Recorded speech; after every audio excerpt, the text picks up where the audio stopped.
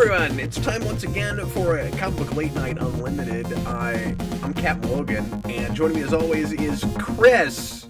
Hello, Chris. How's it going? Are you sick of talking about comics yet, Chris? Not yet. Because I feel like that's all we do together. Look. I mean, I haven't been sick of talking about comics for the last 40 years, so you know. Yeah, but you didn't do it 3 hours every Tuesday for a live audience. I mean, that's fair. For like several weeks in a row before. But you know what? I'm here. I'm down to have a good time. You haven't scared me away yet, so hey. It's nice of you to keep showing up. I appreciate it. It's crazy. I don't think you've missed one since you started. I don't think so. I don't think I've done one by myself. I mean, we've skipped some weeks, the both of us, where I couldn't do it. Right. And I mean, like, I guess if you wanted to break into my house and do the show, but no, don't do that. Just give me the security code. So just Jimmy open a window, roll in like Solid Snake style.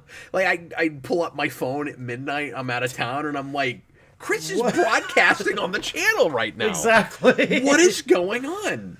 It's like we gotta get through some week's solicitations before the cops get here. So, Chris, the percentage of time that you and I have talked together on camera still far eclipses the amount of time we've spoken together off camera. I need to get here just to get here sometime, too. It's very we still haven't just hung out, the two of us. We do, actually. Like, this almost counts. I know, yeah. Just because, like, you know, we're loose and exactly. we're having a good time. We're broadcasting it publicly, but like it's just two of us hanging out. Exactly, yeah. It's kind of structured. A little bit structured, but you know. It's us just hanging out. You gotta have some structure with Chris, or you just don't know where it's gonna go. Look, I will wander off. I will be like a dog in the street, too, just chasing cars. Dude, I'm used to it. I've got several other friends like that. Yeah. It just comes with the territory, I think, too. If you were the first one of them, I'd be like, this is weird, I gotta keep reeling this guy in. But I am kind of used to it. Well, as always, we're gonna go through some books that are coming out tomorrow. We're gonna show you stuff that I bought last week. Sadly, Chris was too busy this weekend and didn't go to any comic shops. Yeah. So he's a poor, pathetic comic reader this week and doesn't have anything to show for his fandom. To be fair, besides the last 3 hours we recorded. Exactly, yeah. Well, I mean, to be fair, though, I was being a Viking this weekend. Ooh, how was that? It was great. No, for those of you that don't know, I was the cast director for Viking Fest in St. Joseph, Missouri. Now, is that because you have Viking blood? Like, is there Viking in your background, no. Chris? No. Okay. No, my friend Ed just was like, hey, Chris, we need somebody to direct the cast. Like, all right, man, I'm cool.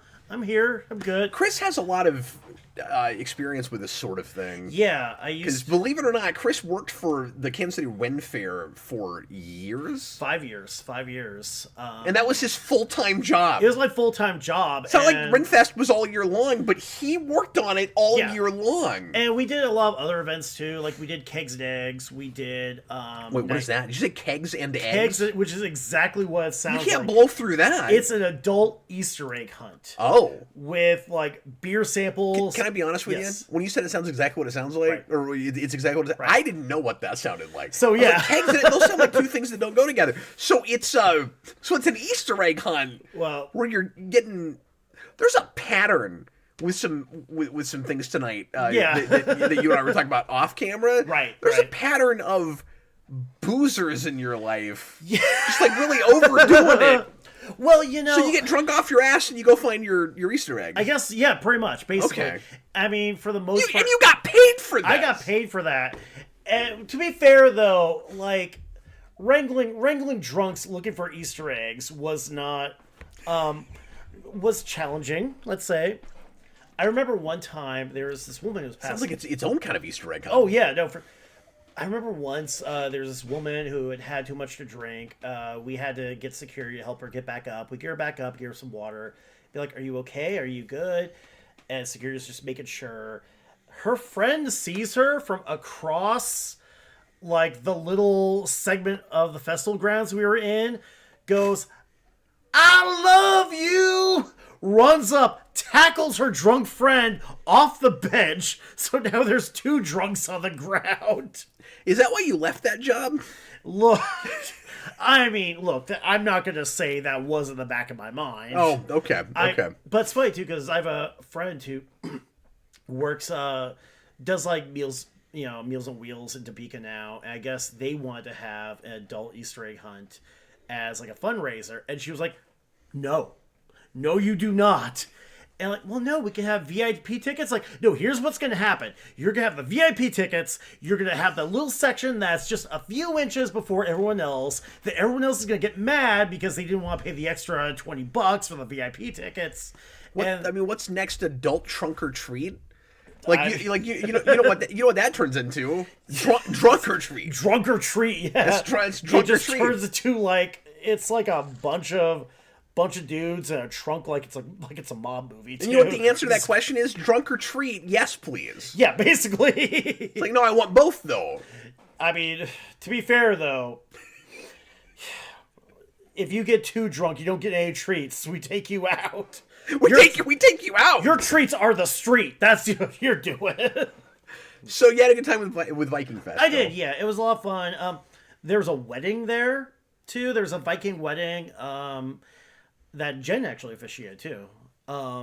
Did they have any Viking blood in their background? Yes. Oh, really? I think they did. Okay. Well, the folks who did our security were like most of them were veterans. Most of them were. It was like an actual historical group that was doing this, cool. And a lot of them have been able to trace back their lineage. Okay, that's fun. Yeah, I mean, so there were a lot of folks there who had a lot of Viking blood, who actually had like some sort of family connection, family ties, things like that too. So, and we tried to balance it so you had stuff for like the historical reenactors, you had stuff for the folks who were there for the actual Norse history, some of the folklore as well too. We had that stuff that was really grounded.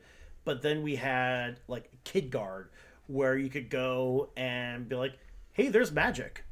Okay. And we had a little section so you could have like your Marvel Comics fun as well too. Oh, really? Okay. Yeah. So you did like some like Thor type stuff. Thor stuff. I mean, we had an actor there portraying Thor, who was also like running our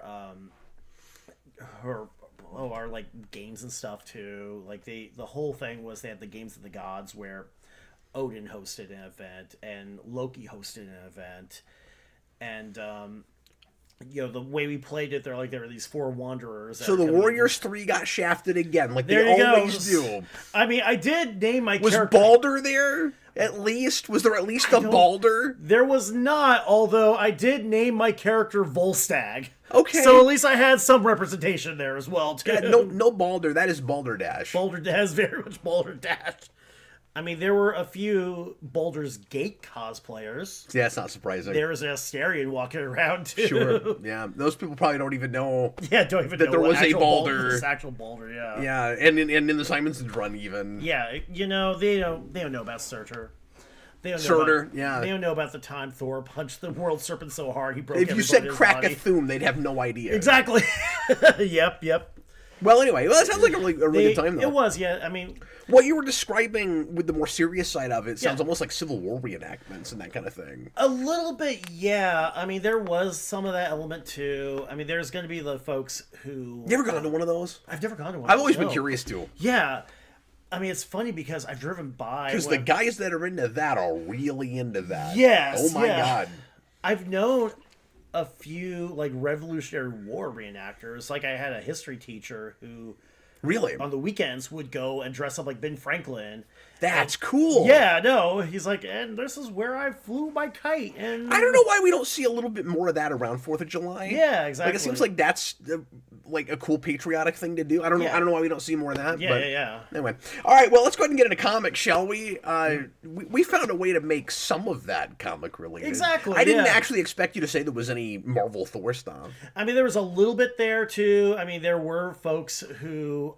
I mean, obviously... Did anybody build, like, a papier-mâché rainbow bridge? Ed, I've got this great idea for next year. No one stood alone at Galabru, and that just wasn't enough. See, you gotta do that. You do, yeah. You gotta have a big rainbow bridge. Exactly, yeah. And it's gotta look like a Mario Kart track. Ed, let me just amend my previous statement. Yes, we have to do this. Yeah, see, because you could have Asgard card. Asgard cards. That is money on the table right there, too. I'm not sure. I'm full of either brilliant ideas or friggin' dumb, stupid ideas. And I can't always tell which one is which, honestly. Look, sometimes you need both. You need that pair to get through the day. Well, are you excited to find out what's happening tomorrow? I am. We'll go ahead and look at tomorrow's books. Before that, let me mention, as always, we're going to review a newer book at the end of the show. We've got 6 issues to do tonight. We're going to talk about... Did you do your homework? I did. We're going to talk about Ultimate Wovlerine, We which was my pick from last week because we didn't have any Super Chat takers. We had one Super Chat, but he didn't ask for anything, so we went ahead and picked Ultimate Wolverine. And I had read the first issue a few months ago and was intrigued and really liked the art and kind of wanted to keep going with it. And so that was my pick. I don't know what our default should be this time. That's a good question, actually. I haven't really thought about that. I mean, if we wanted to stick with Ultimate, we could go ahead and do Spider-Man.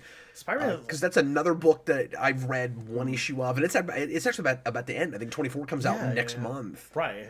I mean, they were talking about doing, was it the Ultimate Apocalypse or whatever it is, too.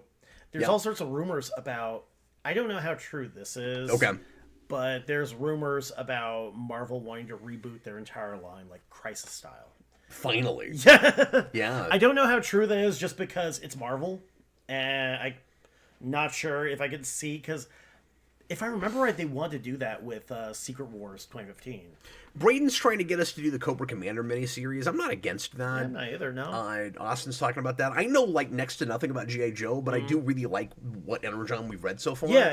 And Austin and I just did the latter half of Johnson's run on Transformers last night. So, nice. So we talked about 12 issues. Yeah. We went 2.5 hours last night talking about that. Right. And then Austin and I will both talk about 26 tonight because I'm caught up now. Yeah. And it's crazy. I've read all the Transformers now, and I'm actually going to be able to keep reading them as they go. Nice. And I have pretty much committed to going ahead and buying it moving forward. Because it's still really good with Kirkman taking over. And I said this last night, but it's Dan Mora art, and I collected all of the Power Ranger stuff, and it almost, to me, art-wise, feels like an extension of that. So in a weird way, it feels like it fits in that collection to me. But I also just really like that book, so it's going to take me forever to go back and get the rest of Johnson, but I've got 5 or 6 issues. And plus, Dan Mora art, you can't go too wrong. It's even the stories are good. It's at least gonna look pretty too. Yeah, and it's Kirkman, so it's good. It's Kirkman, so it's good too. So, But right now we're in real kind of aftermath territory, but it's already looking interesting and things are heating up. And I have no idea what we're doing with Megatron, and I'm excited about that. Anyway, we'll see what ends up happening with that. I'll try not to spoil too much for you with all of that. Yeah, because I do want to get into that too. Just because, and you need to, because it's just the best thing that's been happening in comics in 10 years that I've been reading anyway.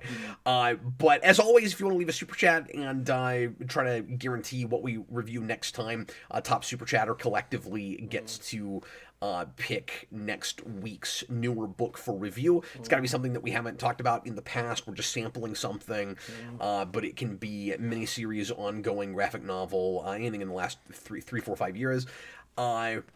But if we don't get any takers, I'm going to be between Cobra Commander and Ultimate Spider-Man. And since we're doing Ultimate tonight, I'll probably go to the other one. Yeah, that makes more sense. Is my guess. Just at least spread out a little bit.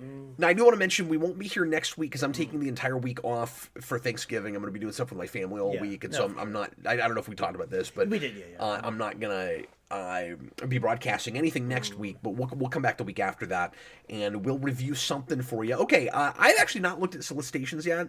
Lately, I've actually been checking it a little bit beforehand, but I don't have any idea what I'm going to be buying tomorrow. So let's see how big of a week it is, because the last 2 weeks has been relatively small for me. Right. So I'm expecting tomorrow to be like a $40 day. But exactly, yeah. We'll see what happens. Watch it be nothing. Absolute Flash 9 is tomorrow. Once again, the only absolute stuff I'm buying right now, week to or month to month, I should say, or not even stuff, but thing is Batman. I want to do what I'm doing with Transformers though, and start moving forward with Wonder Woman. I think I almost bought the first one of the new arc. Yeah. And I didn't grab it before my store sold out of them. So I don't know. And I've got so much on my pull right now. Yeah. I don't know if I'm going to do that. Right. But it is my favorite one of what we read, and then I've not caught up with that, but I'm still buying Batman just because I'm actually caught up on it. So sometimes you just got to stay on track. So I don't know. I'm real behind on that stuff, but Anyway. Yeah. That's why we do this show, to be fair. Because I think we're both kind of all behind on everything. We do the show so that I can look at these things and cry both at how much money I'm spending and at what stuff I still haven't even bought. Yeah. Batman Deadpool is tomorrow. I knew that was soon. I couldn't remember if that was this week or next week. Right. So unfortunately, we won't be able to talk about that hot off the press. I mean, we're not hot off the press anyway. We're 6 days late. Yeah. I don't know. I don't know how much this format is really helpful to people. Where it's like, here's what you go get tomorrow. But I kind of enjoy it. Yeah. Because it might be useful, you know. It's useful to me. Yeah, exactly. Like, it just reminds me or tells me in the first place, hey, don't forget to pick that up tomorrow. Yeah. But it's several days after other reviewers have already talked about this stuff, of course. Okay, so Batman Deadpool is tomorrow. As we all know by now, we've got Grant Morrison on the A story there, and then you're gonna have a bunch of backup features from Snyder and Wilson and Tinian and several other people, and we've already, I think, gone through what the backups are with that. So I'm not gonna get back into all of that right now, but that'll be a behemoth. That'll be another $7-8 book, $8 book, Right. And so that already starts what might be my $40 a week tomorrow, Chris. We're going to have to keep a running total, too. I just want it to be more entertaining and less eye-roll inducing than the Marvel one was. Yeah. And the standard is real in the floor. Yeah. It doesn't have to do very much. No, yeah. Well, it's... And it would be sad to see Morrison phone this in, because I haven't seen Morrison do anything for DC in a really long time. That's true, actually, yeah. Morrison's been semi-retired lately. Which, again, as long as stuff happens... Like, I remember reading Satanic Panic after we read the Marvel one, and it was like, it's nice to read anthology where plot is in motion, where the stories all look different, where things happen, too. Yeah, where you felt like you got enough bang for your buck. Exactly, yeah. You know, I had that with the Power Rangers Halloween special. Yeah. We've actually looked at several annuals and specials lately that were expensive and felt like they were worth it. Right. That was honestly kind of the only dud. Kind of, actually, yeah. Now that was supposed to be a real big deal because it's the first time those companies have joined forces again in forever, since the 90s. over a day, like maybe a couple of decades. I guess. Well, taking that back to, there was Avengers versus JLA, which was. When was that? I don't remember. Yeah, 2000s-ish. That's what I was going to say, though. Yeah. It's been a couple of decades. Exactly, but not any earlier than that. Yeah.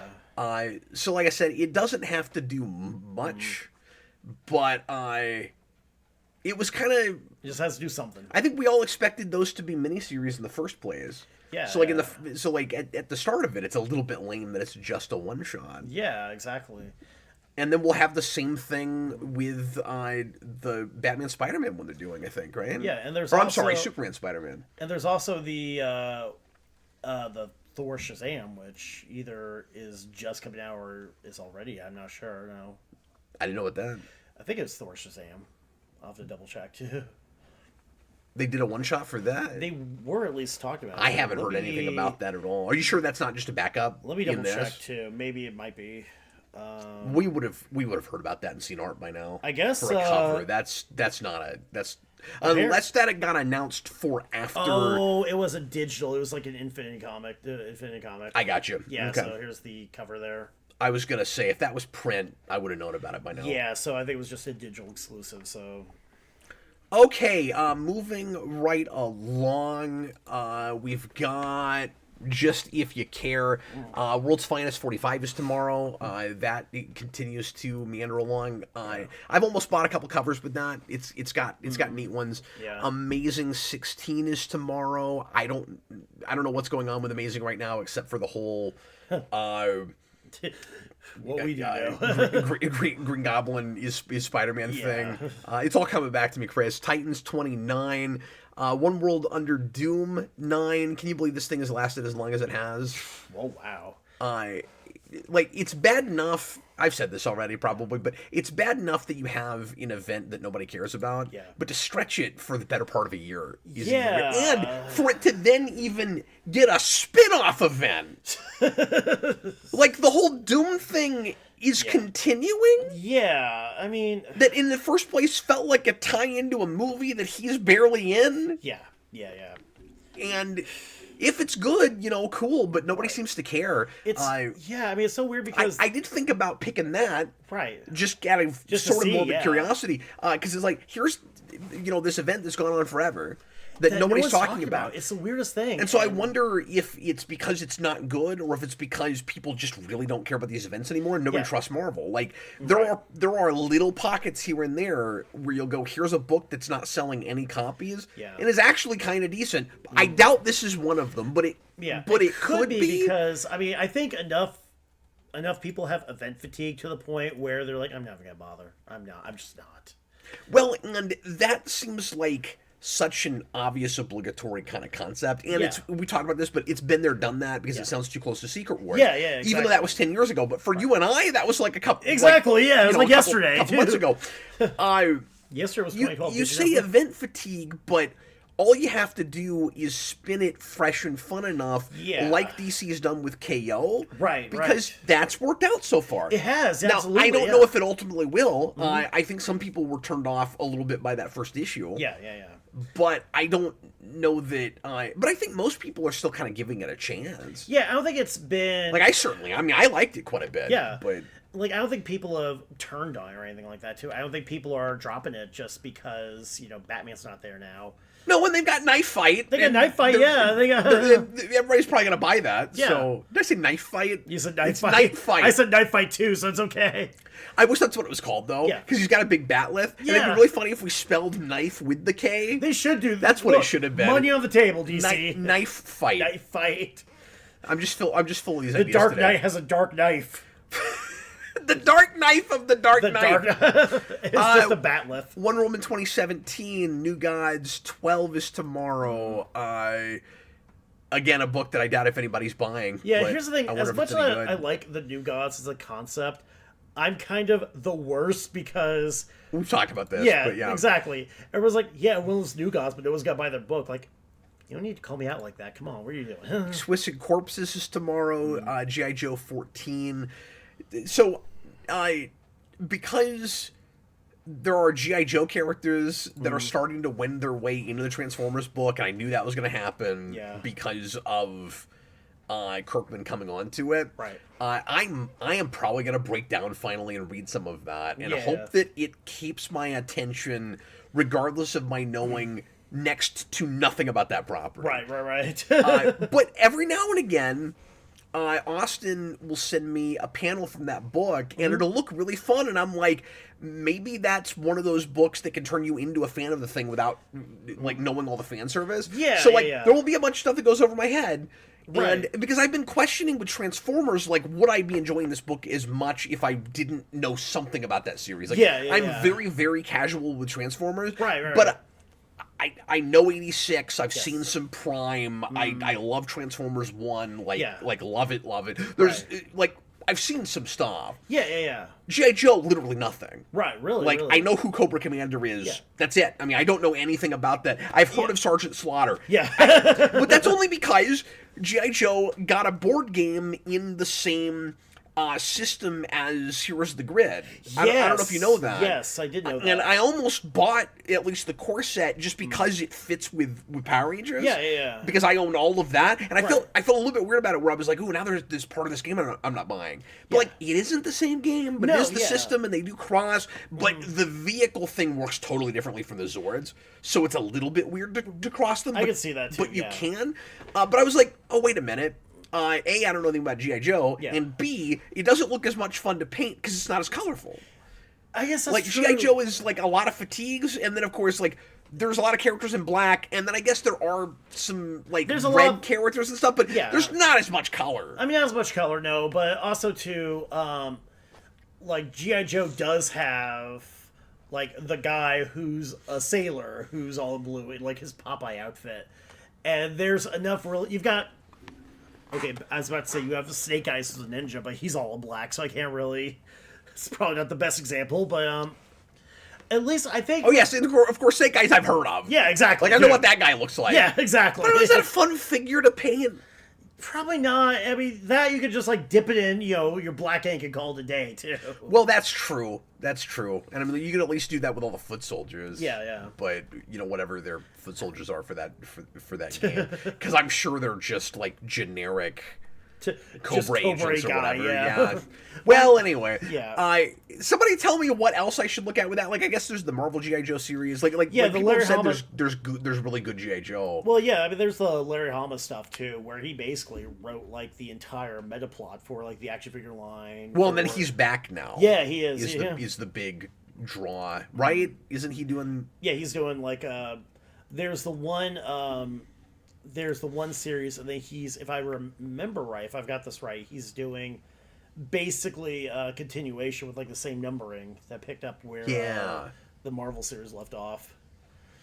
But he's doing, I mean, the stuff he's doing sounds like typical G.I. Joe plots with like chewing gum that turns people into zombies and stuff like that.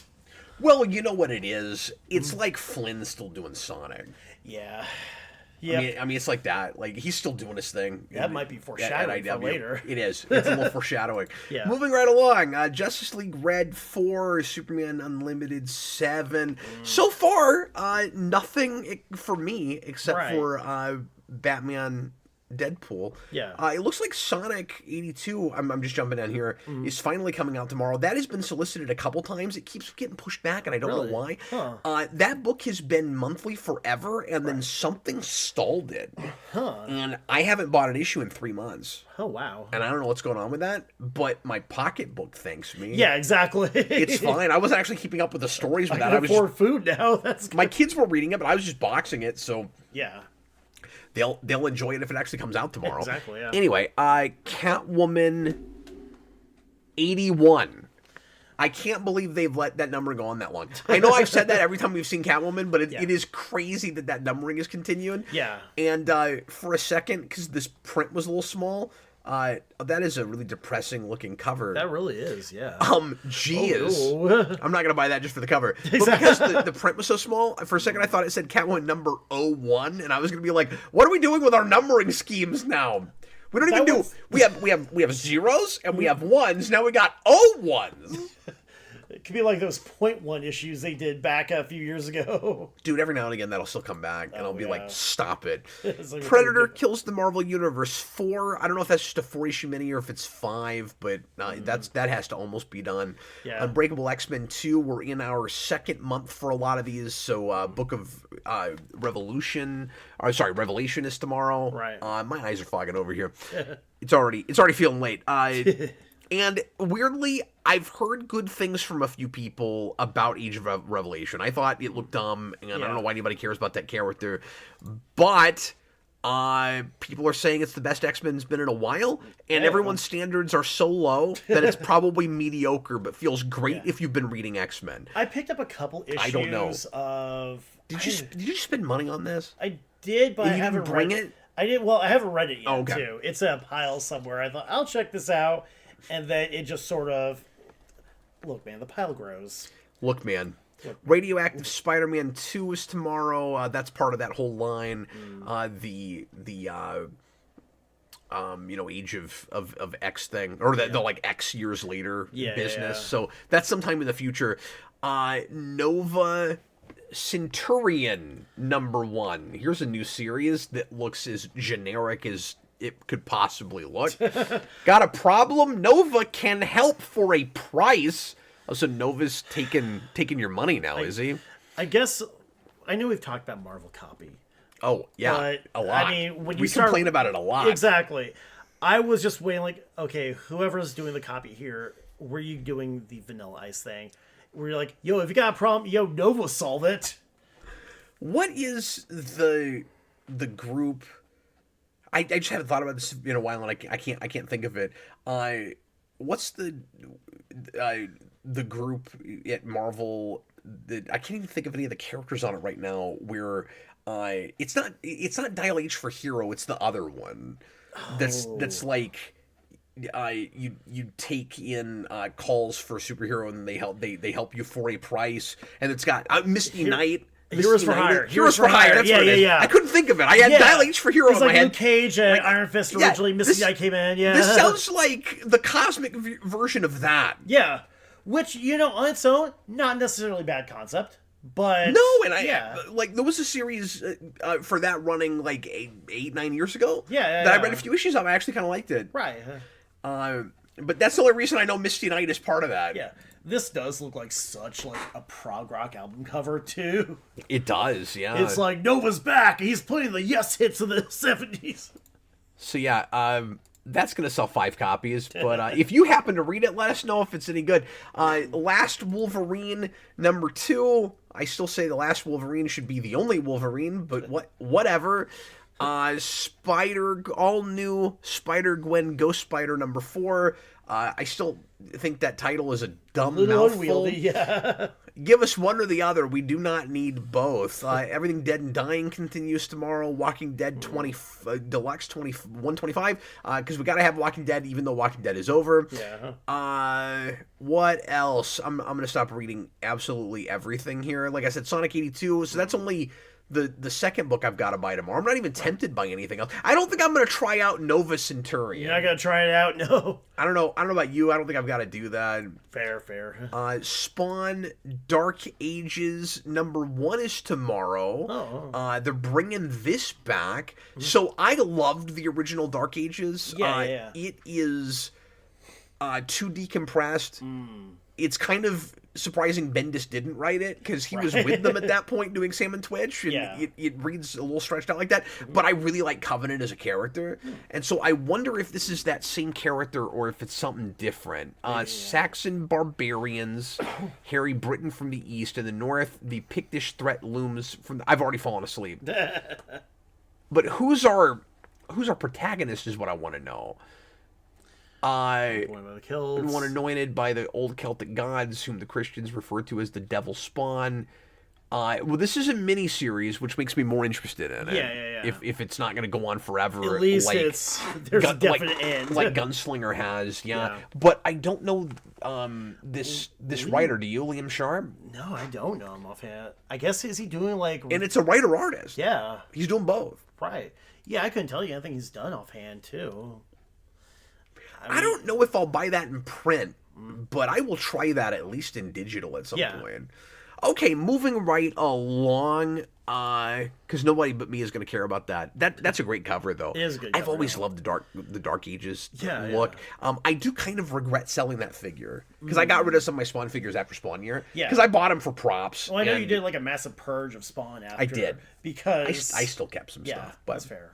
And I bought some Spawn stuff recently, and I'm wearing a Spawn shirt right now. But that was a figure that I really liked that I kind of wish I hadn't sold. Yeah. But maybe I'll buy it back at some point. Right. What else? So that's for later. What am I doing? More foreshadowing. Yeah. Where's my... There it is. Twilight Zone 2 is tomorrow, finally. I did buy the first issue of that, and it was decent, so I will probably keep going with that. I am burying the lead here, because I got a Zed cover coming up pretty soon, and I didn't even notice that.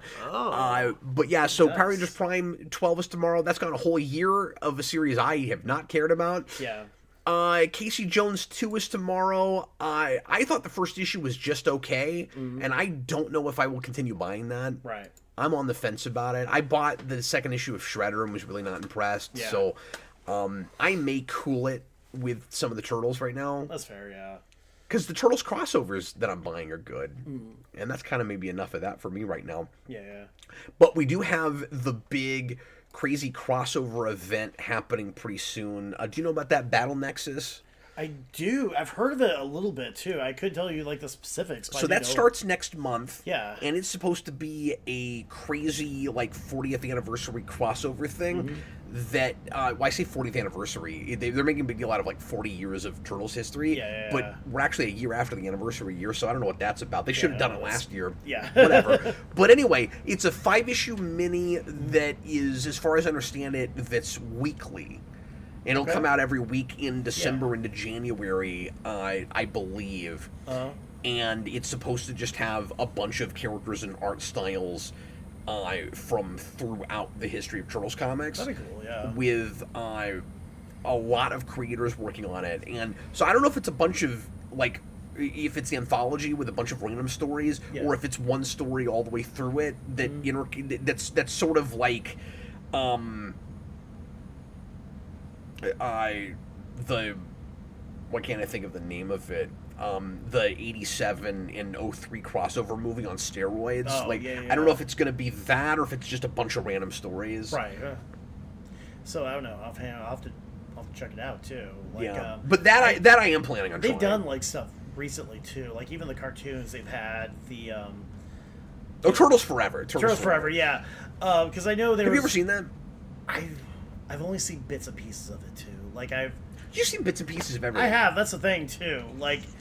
I have enough. I'm gonna start making a list of stuff I'm gonna make you watch with me. Fair enough. I can do that because that's a really fun movie. Exactly. Yeah. And my kids love that movie. But anyway, so that's coming. I'm definitely gonna buy that when that comes out. Hello Darkness 16, Spider-Man Holiday Spectacular. I would imagine that will be another anthology book that will not be great. What is Capes? Don't know. It's a Kirkman. Oh, okay. Oh, is it's it not like just Invincible? Kirkman, but it's an Invincible tie-in. Yeah. It looks like. Well, I mean, Invincible's kind of. It looks weird. Like this is a remaster of a thing that existed already.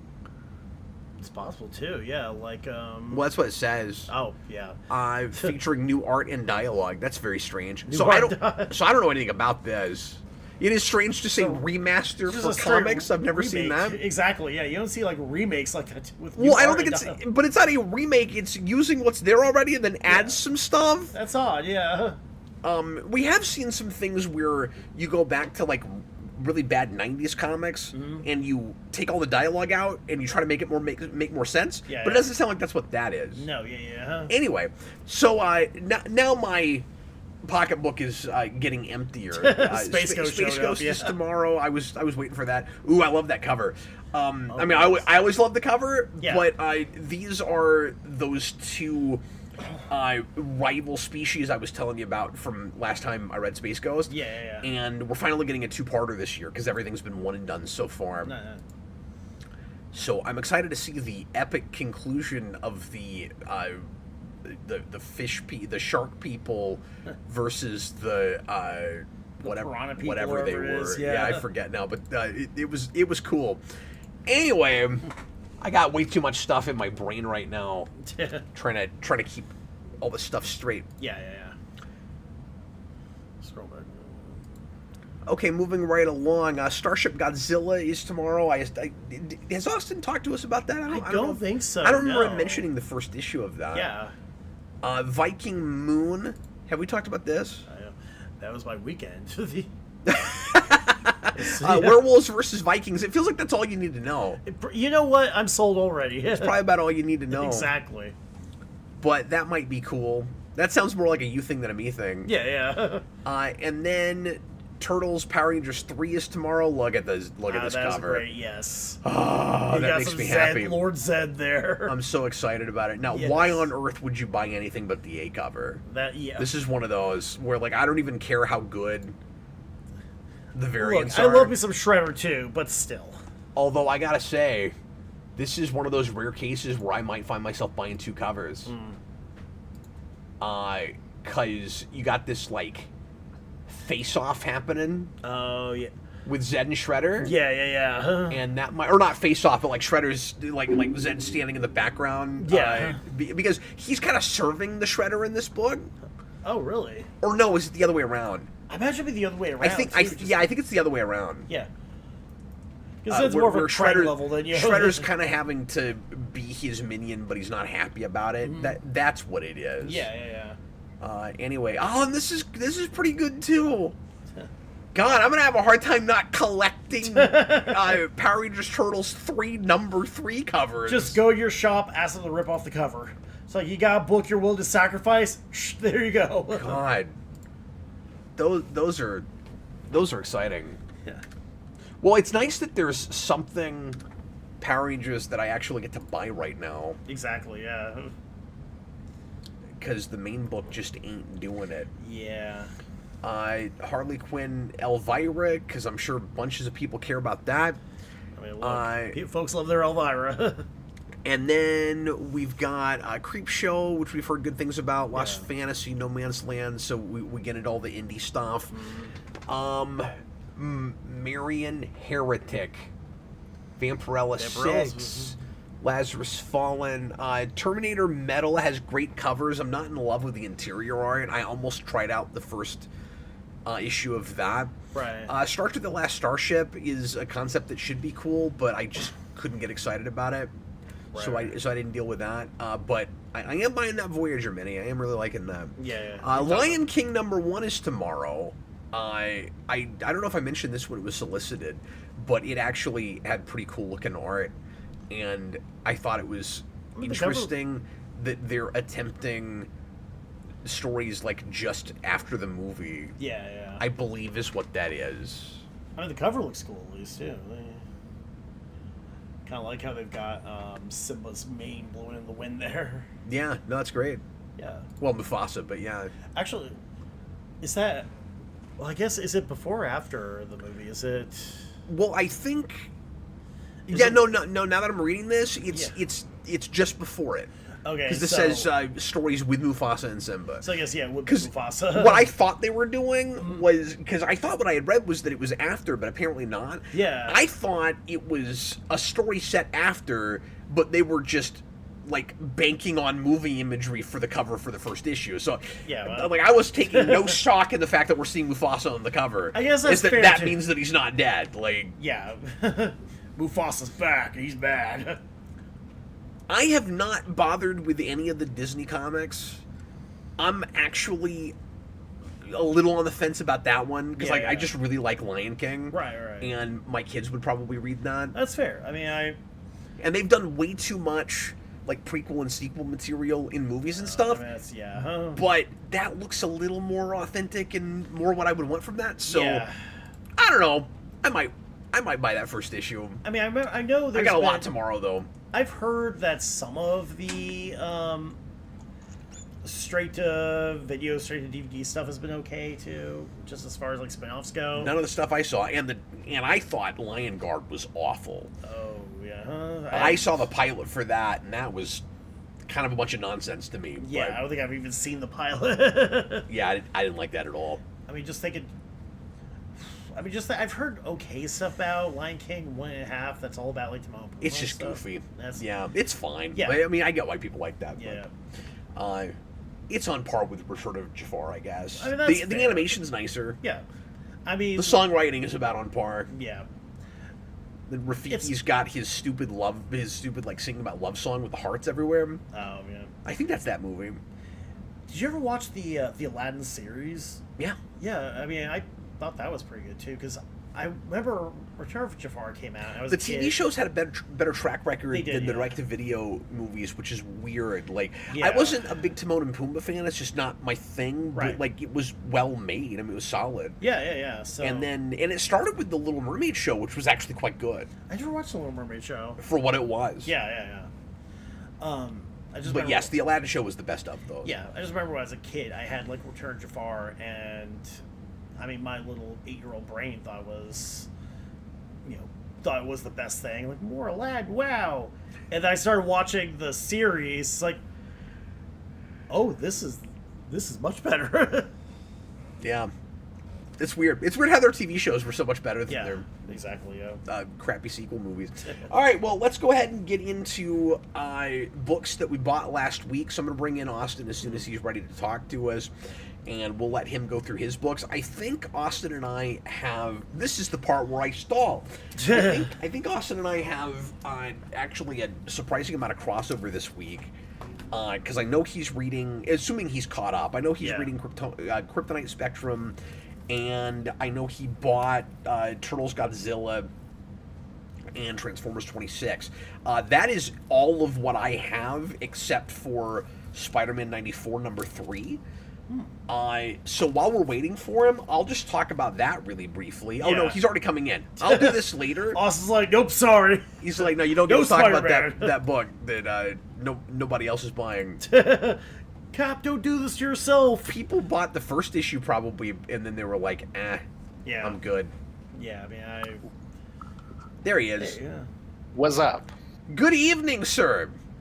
How's it going? You got your Evil Dead shirt. I love that shirt. I do. Got your epic It's Evil like Dead shirt. it's really coming off. Like it's rubbing off, but Yeah. I'm holding on to it. that goes to that conversation you and I had last week about shirts that you keep forever, even though they're totally falling apart. Yeah. But you Yeah. you love them too much. I think I've got an Army of Darkness Exactly. shirt that's like that too. That's starting to kind of show its age. Oh yeah. I always have to wear. I used to have an Army of Darkness one that was really nice. Where it was the poster where he's got like the chainsaw and shotgun that he's holding up, and it's Exactly. like all red. Yeah. Austin, how much do you have this week that I didn't read? I think we just have what Transformers and TMNT Godzilla And are- Kryptonite Spectrum. Oh, I must have forgotten to pick that up. Okay. So I Oh, don't did you have miss that. it? Okay, I won't say too much tonight Yeah. about it, but yes, I read that right before the show. That is out. It's alright. Okay, I'm still so on I issue 2. You're missed- good. So before I came on, I was like, "Oh crap, I missed Dark Patterns." So I'm gonna have to talk about that next week. But I didn't even notice that I missed Kryptonite Spectrum. And Dark Patterns Okay, I I bought, must have but just I'm forgotten to just pick it up. not at all caught up on those. Uh-huh.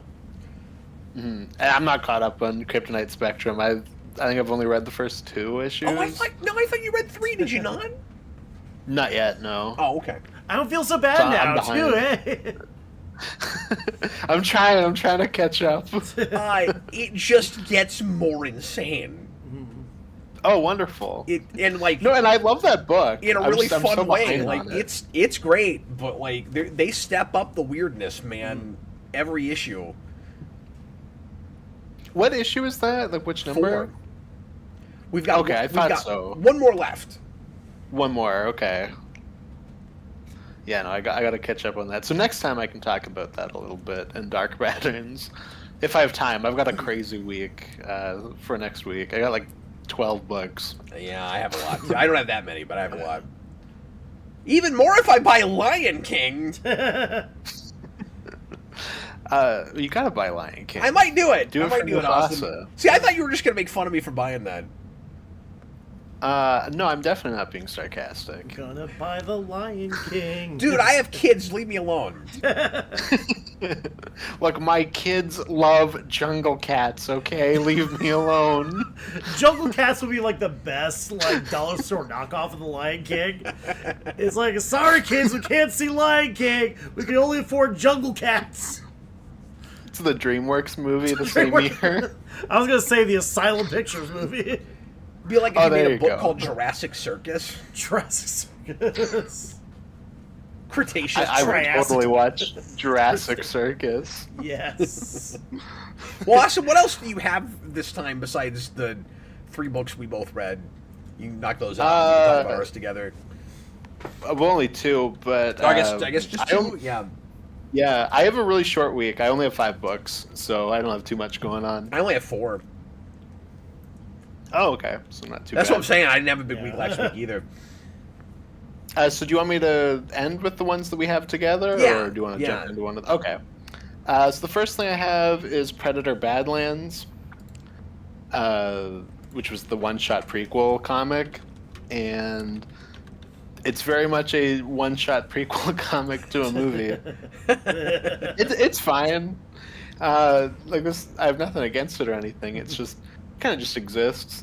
Well, I don't feel too bad for not buying that now, because I almost did. I was on the that would have been my 5th. I was on the fence, and actually the reason I didn't was I thought it was a mini, and I didn't really want to commit to that. And then I found out later that it was one shot, so I was gonna wait until I heard from you before I bought it. Yeah, so when I saw it, I was like, "Oh, maybe it's just oversized," but no, it's just the main character from that movie, Deck. His father's like, "I need this thing," and he goes out to get it, and hijinks ensue. Like it's very simple. Well, I guess it's kind of fun to get an adventure on that planet, though. It's on a different planet. Oh, it's but still it on a is different just like planet? that. Okay. I thought maybe the whole thing would at least take place on the Predator homeworld. Be but- great this on the Predator homeworld, but it's No. Okay. No, it's on a different planet. He just goes to do a mission, and they spell his brother's name wrong, which is really awkward because it starts with a letter from Dan Trachtenberg, who spells it correctly.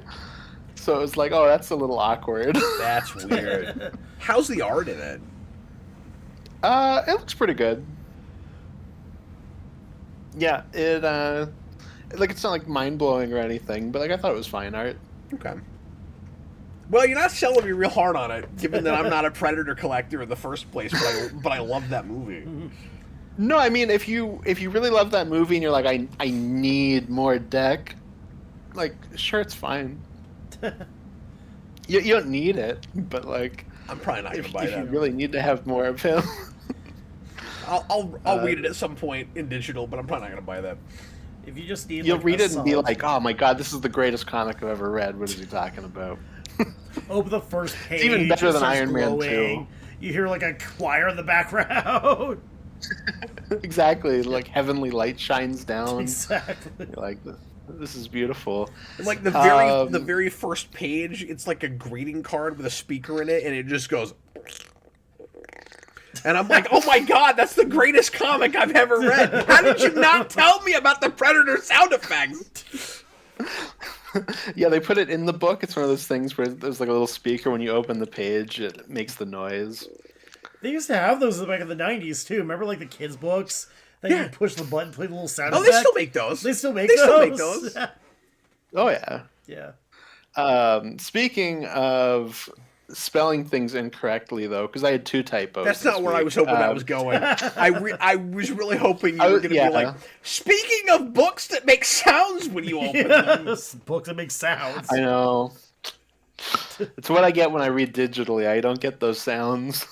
Now you'd think, you know where we keep talking about money on the table.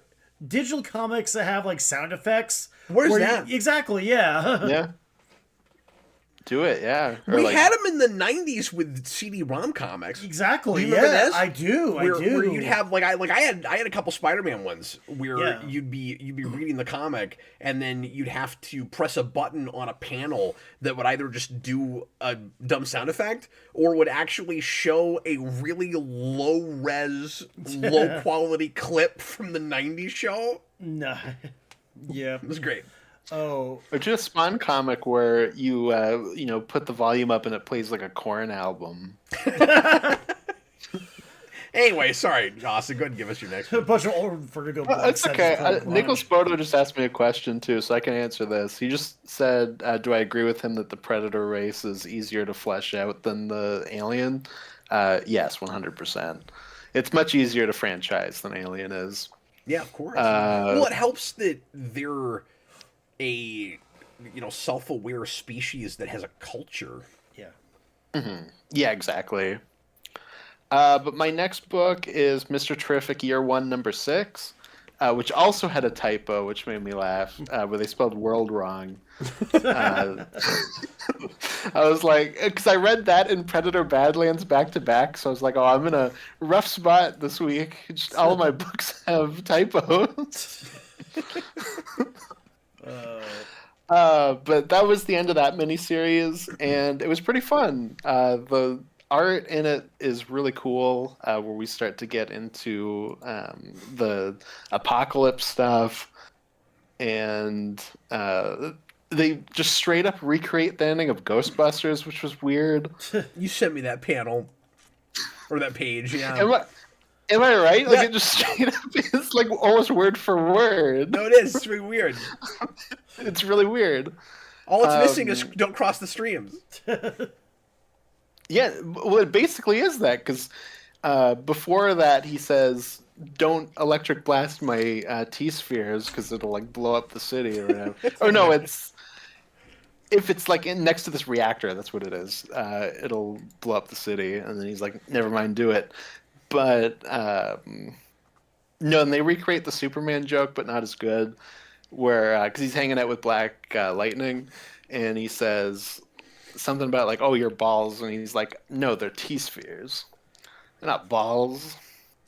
And it's not as good as circles, but yeah, just Actually, overall, that book sounds was almost pretty fun. more like a Gunn joke. I'm kind of surprised Gunn did it the way he did it. Yeah. Yeah, you're right. As Yeah, no opposed kidding, to eh? making it a balls joke. Yeah. I'm actually surprised by that. James Gunn, if you're If it were watching- Jimmy Olsen, he would have said balls, but Right. Lois Lane says circles. She's much more pure. as the freshly fallen snow. My next book is Godzilla Into the Dead Zone #4.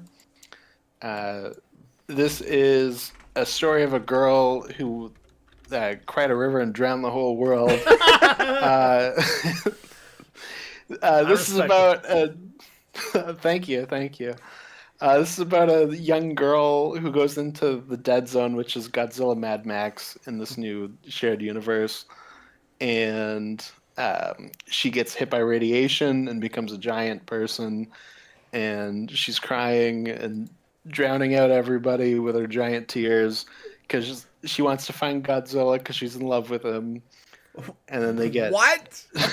I thought you were joking. Yeah. That really is the plot. no, that is 100% what happens, and it broke my brain a little bit because we flashed back to her before she was big when she lived in a regular city. She's in her apartment or her house, I should say, because she's a little kid, and she is in her bedroom and she has Godzilla posters everywhere that are the movie posters that they just like scanned and put on the art page. And I was like, how does that work in a world where Godzilla exists? And then she calls them like the exploitation films that we made about this like these real disasters.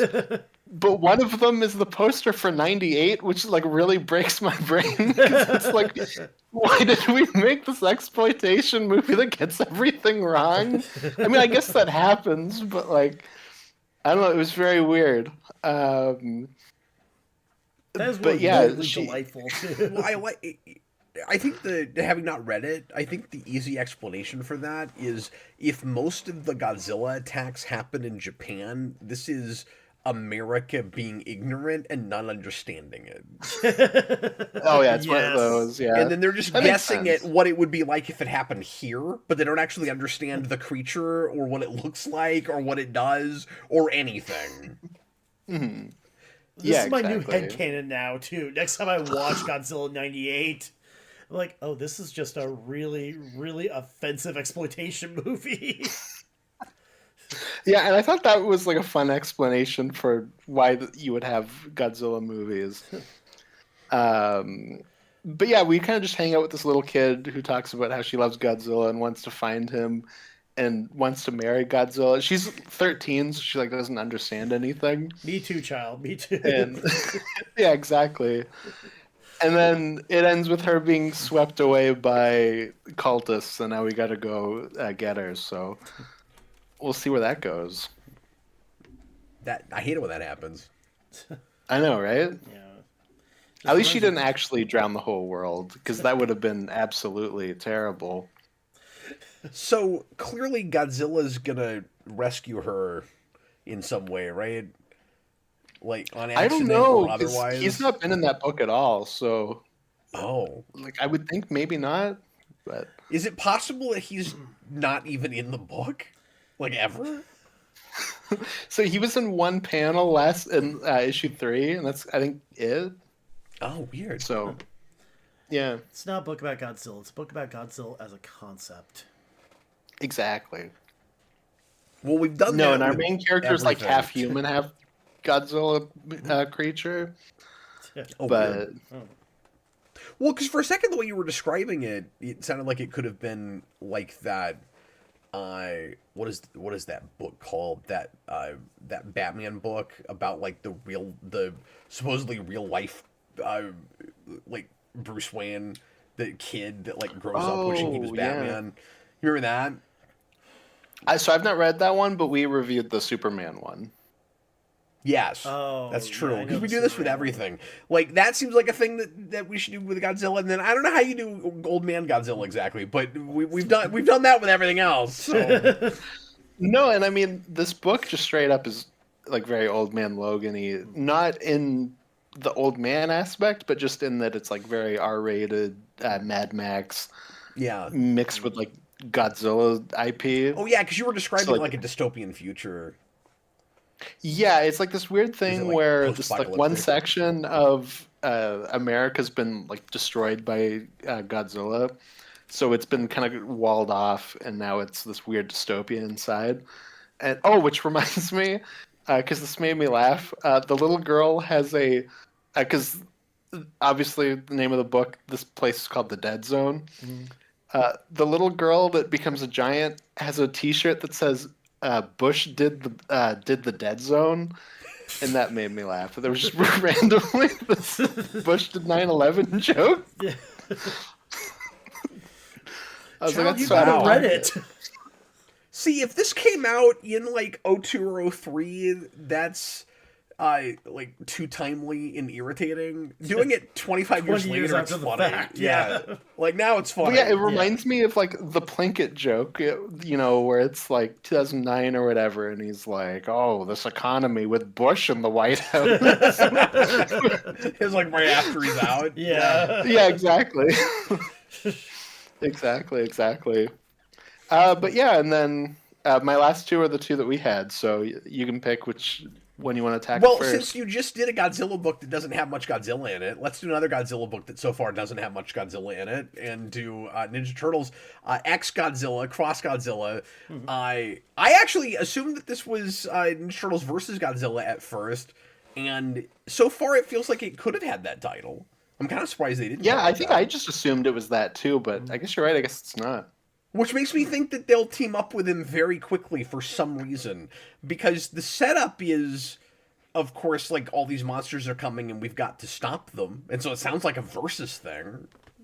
Well, it has one of my favorite images now in Godzilla media, which is a bunch of ninjas on a beach getting ready to fight Godzilla who's coming ashore. And one of them has just a rat on his shoulder. It's great. He brought his pet rat to fight Godzilla. That's so funny. Yeah, Hamato Yoshi's like, we're gonna go get Godzilla. I got my rat. You just gotta have your rat. Yeah, and Splinter's just like, oh god, Godzilla's back. I remember that. I remember being on the beach on my master's shoulder. Yeah. Well, I'm no, like, I yes, think this is great. now I might be wrong about this. I can't remember how they played it. I was assuming that this is a version where Yoshi is Splinter because it's based so much in '87. Yeah. No, it's weird. Like, it is so based in '87, but it takes that from the original comic and movie. Okay, I That's missed like that. the one thing that's different. I missed. I saw the Yeah. rat. The rat was there, but I thought Yeah, that was 'cause, just a kind of cute nod thing. Okay, No, because there's a little bit too where it's like, oh, I read this a you couple know, days ago too. So like, Yeah, no, it's okay. There's a part where he says, like, haha, like Shredder, and he's like, yeah, Hamato Yoshi, and he goes, and Splinter, and like points to the rat on his shoulder. So it's like that's like the one thing that carries over from that stuff, which made me happy because I prefer that. so what do you think of the idea that the Foot Clan is partly exists to fight ancient monsters? I thought all of that was very amusing. I liked that it was that kind of crossover idea where they don't come here; it just all exists in a world. You know what I mean? Like it's all just one thing. No, And it's a I thought that was neat. reimagining. Yeah, it's a reimagining for both that imagines them both together in the first place, and that's always fun. Yeah, and it's really looking at GMK, which I was not expecting, but especially in Godzilla's design. But then you also have like they talk about them like the spirits or whatever, and it's like this is like the spirit of the sea, the spirit of the sky, the spirit of whatever, and it's like all the different monsters. And I was like, oh, that's neat. I like that. I they've think it's done a that. cool take. Yeah, I think they've done that with Godzilla media before, where they've tried to tie it in with, the yokai mythology stuff like that too, where they make Yeah. Godzilla like a more of a spirit. That I think that was also like Singular Point too. I haven't seen a whole lot of Singular Point. Oh, I haven't seen that. Yeah. Possibly. I just know that's GMK, and Yeah, yeah. I've heard that Singular Point is actually to Godzilla what like Immortal Hulk was to the Hulk, where they brought cool. where they brought in like a lot of mythology and folklore and theology stuff like that too, and kind of tried to tie it in. Yeah, that's awesome. Yeah. Because that's obviously like a read that some people have of the original, where it's like kind of a Japanese ghost story that we've Yeah. every now and then leaned more into. So doing the kind of ninja, kind of mythological thing that Turtles does, I thought that was a good way to go with it. Well, and the other thing I guess the other reason that I think you have to have that with this is I didn't immediately get what you would even do with this premise, except just everything's been crossing with Godzilla lately, and so you have to start at Japanese mythology, and obviously, but I wasn't even thinking that until I read it. I had the same thing you did when this was first solicited, where I was like, "What the heck are the turtles gonna do?" Like it's Godzilla, Well, I'm getting to a immediately point where I'm like, when are we gonna do Godzilla versus Archie? Like we've done everything. everything else, Yeah, exactly. But this pitches. I don't know exactly how the turtles fight him. Well, actually, it sets up exactly how they fight him, and we all would have called this. Is there a but we'll talk Technodrome about fight? that later. I think there will be. I mean, the Technodrome is here. I would be I think so there sad definitely will if there be. wasn't. but beyond that, it does make a good case for it right at the start. Again, in just making a big deal out of the turtles start at a Japanese place, just like Godzilla does. And so to have the Foot Clan tied to these monsters in the first place makes a lot of sense, I guess. It's kind of silly, but it's silly in the right way. And I think that's part of why doing a more kind of serious looking 87 is just really appropriate for this. My big takeaway from this, because obviously I'm looking at this more from the turtle side, is I want this aesthetic and a reimagining of 87 like this for a big ongoing. Because this looks like to a lesser degree, it's not like this is a really serious story, and it's not like it's it's not like it's a super thought-provoking thing or anything.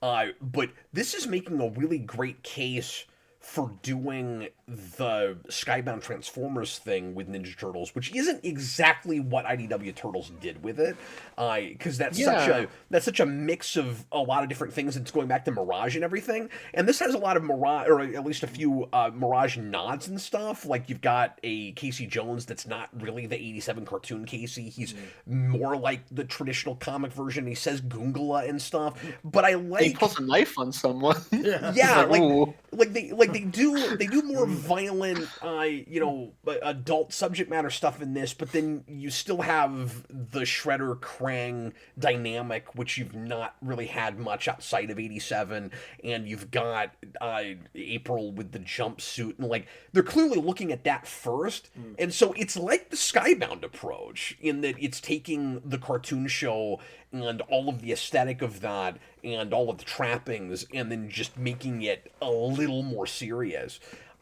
Even a lot more so than Saturday Morning Adventures does in any of that stuff. We recently have had somewhat more sophisticated Saturday Morning, but this is that for even a kind of older audience, it reads like. And so, I don't know, it's fun having it with Godzilla.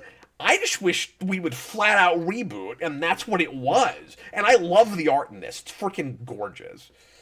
Oh, the art's great. I also got to throw out, because I was, you see all the variants at the end. I love that they did a variant that is more specifically the 87 cartoon look with the old Hanna-Barbera Godzilla. And you have Godzuki with the turtles. Oh, yeah, that is awesome. Who is a different character than Minya. Yeah, exactly. Well, and this could have easily just been a real silly Saturday morning cross of those things. They could have done it like the Transformers Star Trek animated series crossover. And there would have been reasons to do that, but this feels a little bit more, I don't know, badass, for lack of a better term. Yeah. It's cool that we get best of both worlds with that. I need to pick this up. Yeah, and it's so early pretty. on, for sure. Early on, I think we see what's his face, the metal turtle. I can't. Metalhead. I don't. Was it Metalhead? Or Thank you. or... No, it's Metalhead. Oh yeah, no. Okay, we see Metalhead, and the second I saw him, I'm like, oh yeah, we're definitely gonna do Mecha Godzilla because we always do if we ever go to anything else, we always just go to Mechagodzilla in these crossovers. Yeah.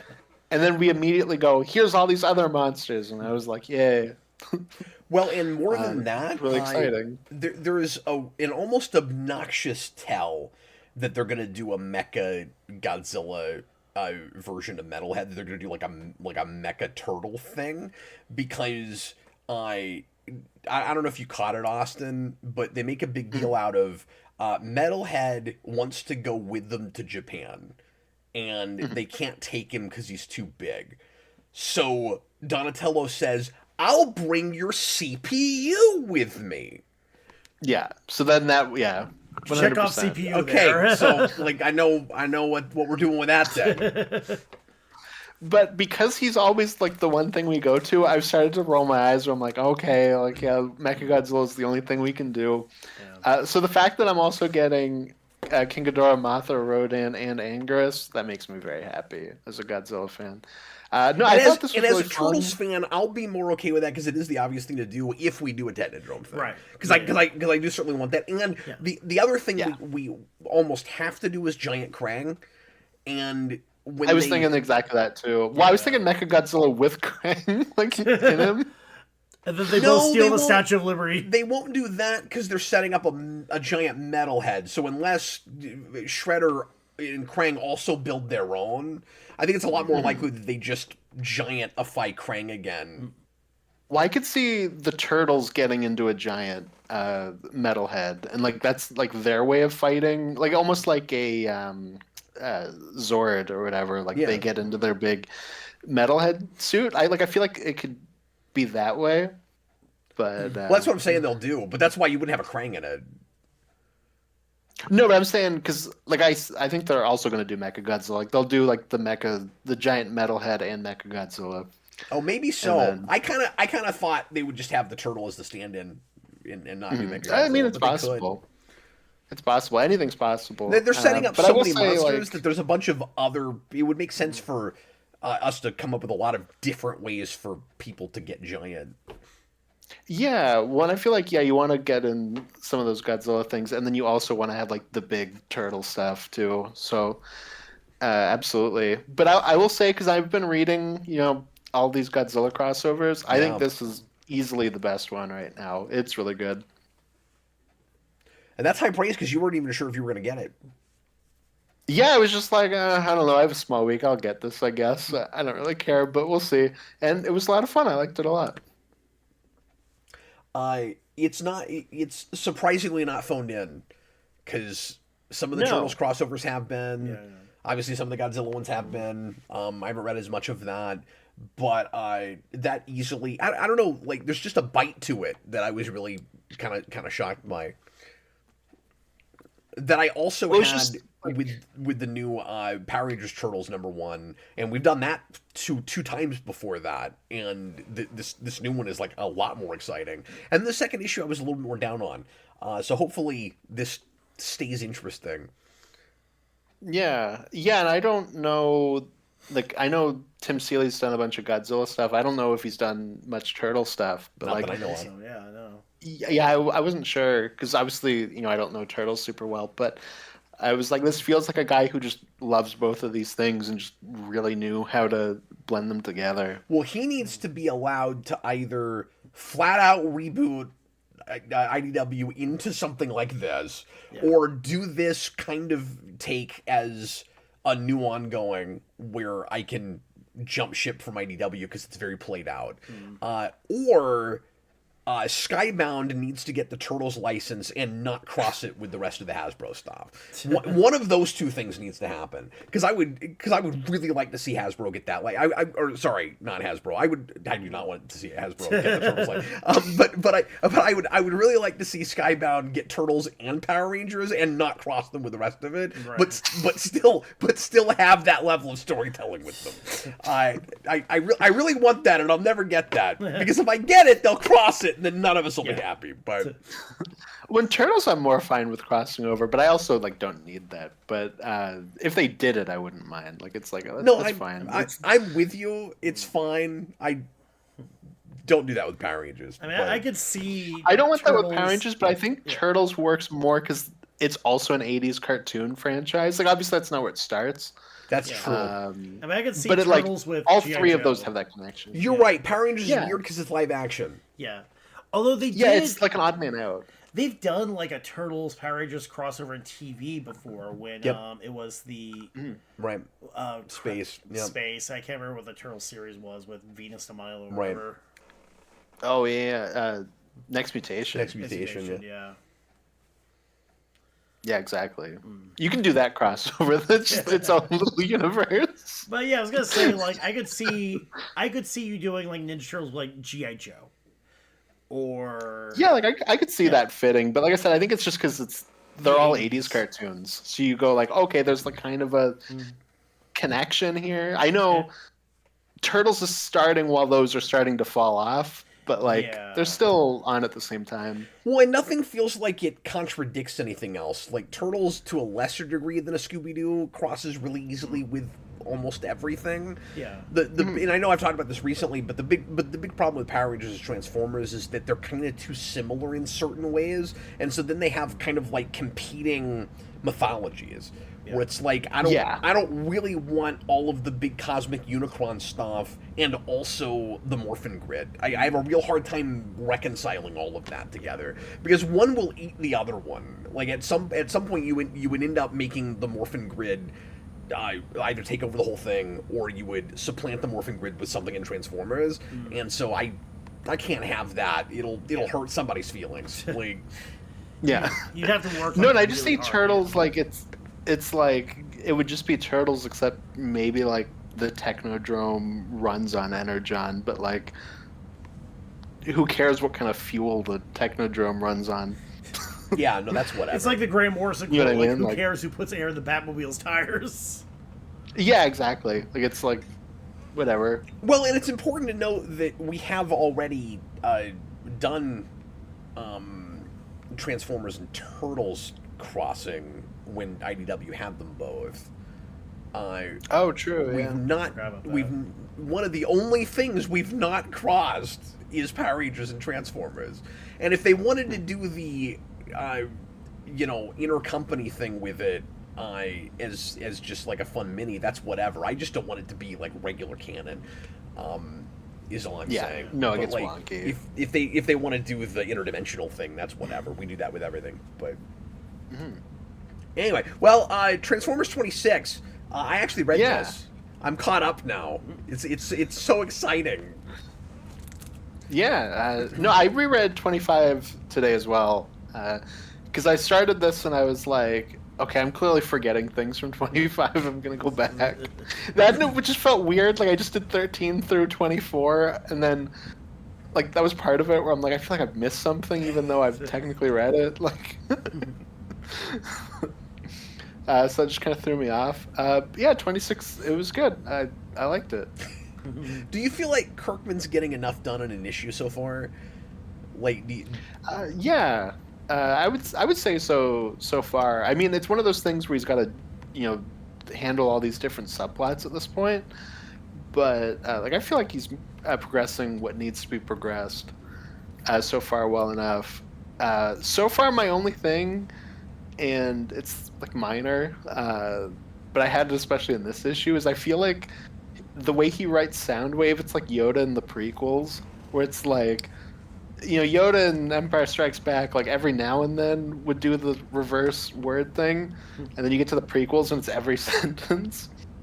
And I feel like he does that with Soundwave, where every single thing he says is that like colon, like Soundwave superior, Autobots inferior. Like every single sentence he says is spoken like that.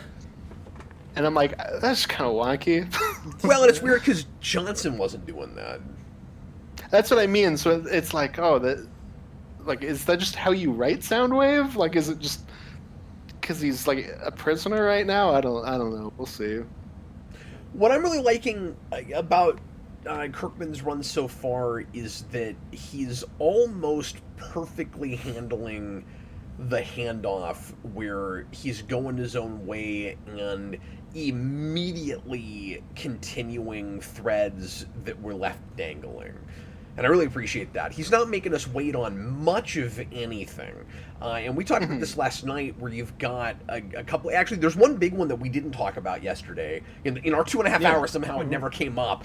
But the Skywarp thing, I'm actually really surprised that immediately Kirkman is dealing with that and has already progressed it way further along than it had, because Skywarp was just like stuck in the ship, the Teletram one or whatever it's called, and we were waiting to see him ever get pulled out. But if he was yanked out, it was supposed to kill him, and so the Decepticons just left him there. And then Optimus has this philosophy of, I'm going to help all of the Cybertronians, whether they're on my side or not, and he pledges to finally rescue him. And so we get all of that already, and then we're also immediately going back to Alita and Cliffjumper at what is left of Cybertron, and we easily could have left that for the next arc or the arc after it, and like in 25 that already comes back. Now I will say, which I'd forgotten. The one place that he's retconning, but at least he's going back to it immediately. That's one of my only big complaints, is that when we're last left with them, it's put them in chains, and then when Kirkman gets to it, it's hey, you shouldn't have done that.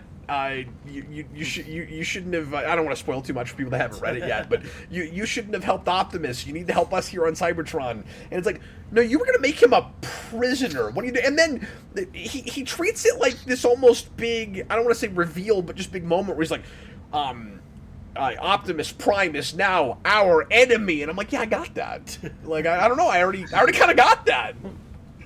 Well, it kind of plays, I was thinking about this today, it kind of plays like she just got really, really angry about something and was like, whoa. Now she's dialed it back? Just kind of cooled down about it. It's like, all right, I mean, like, realistically, like, I'm not going to do that. I was elevated, you know. Exactly, yeah. Like, I was my anger was heightened, okay. That is banking so hard on your having had 30 days in between readings. Like, if you read 100%. that in trade, when they put these in the giant hardcovers, everyone cries foul when they read that scene. Wait a minute. Wait, what?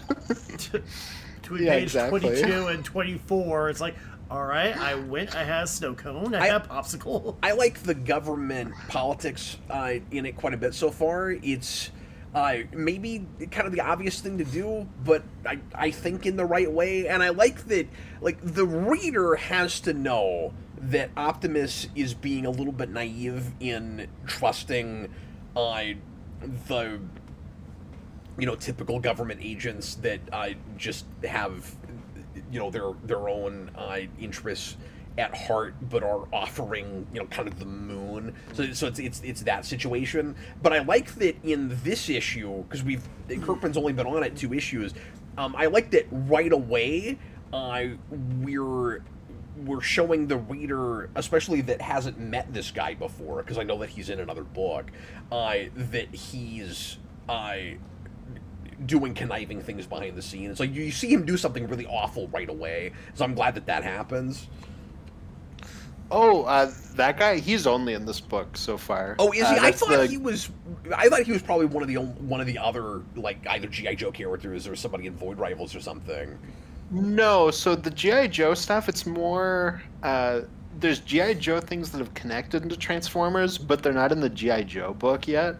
So it's like, okay, we're kind of using things from that world, but haven't touched it. But that guy specifically is a Mask villain. That's the guy. Oh, is he? From Mask. Yeah. Sorry, I'm making an assumption, I guess, because no, it's okay. He's a military general. Well, he's introduced like a character, and I'm like, well, I've never met him. I knew Mask stuff was coming. I didn't know he was one of them. But I had to look it up because I had the same thing.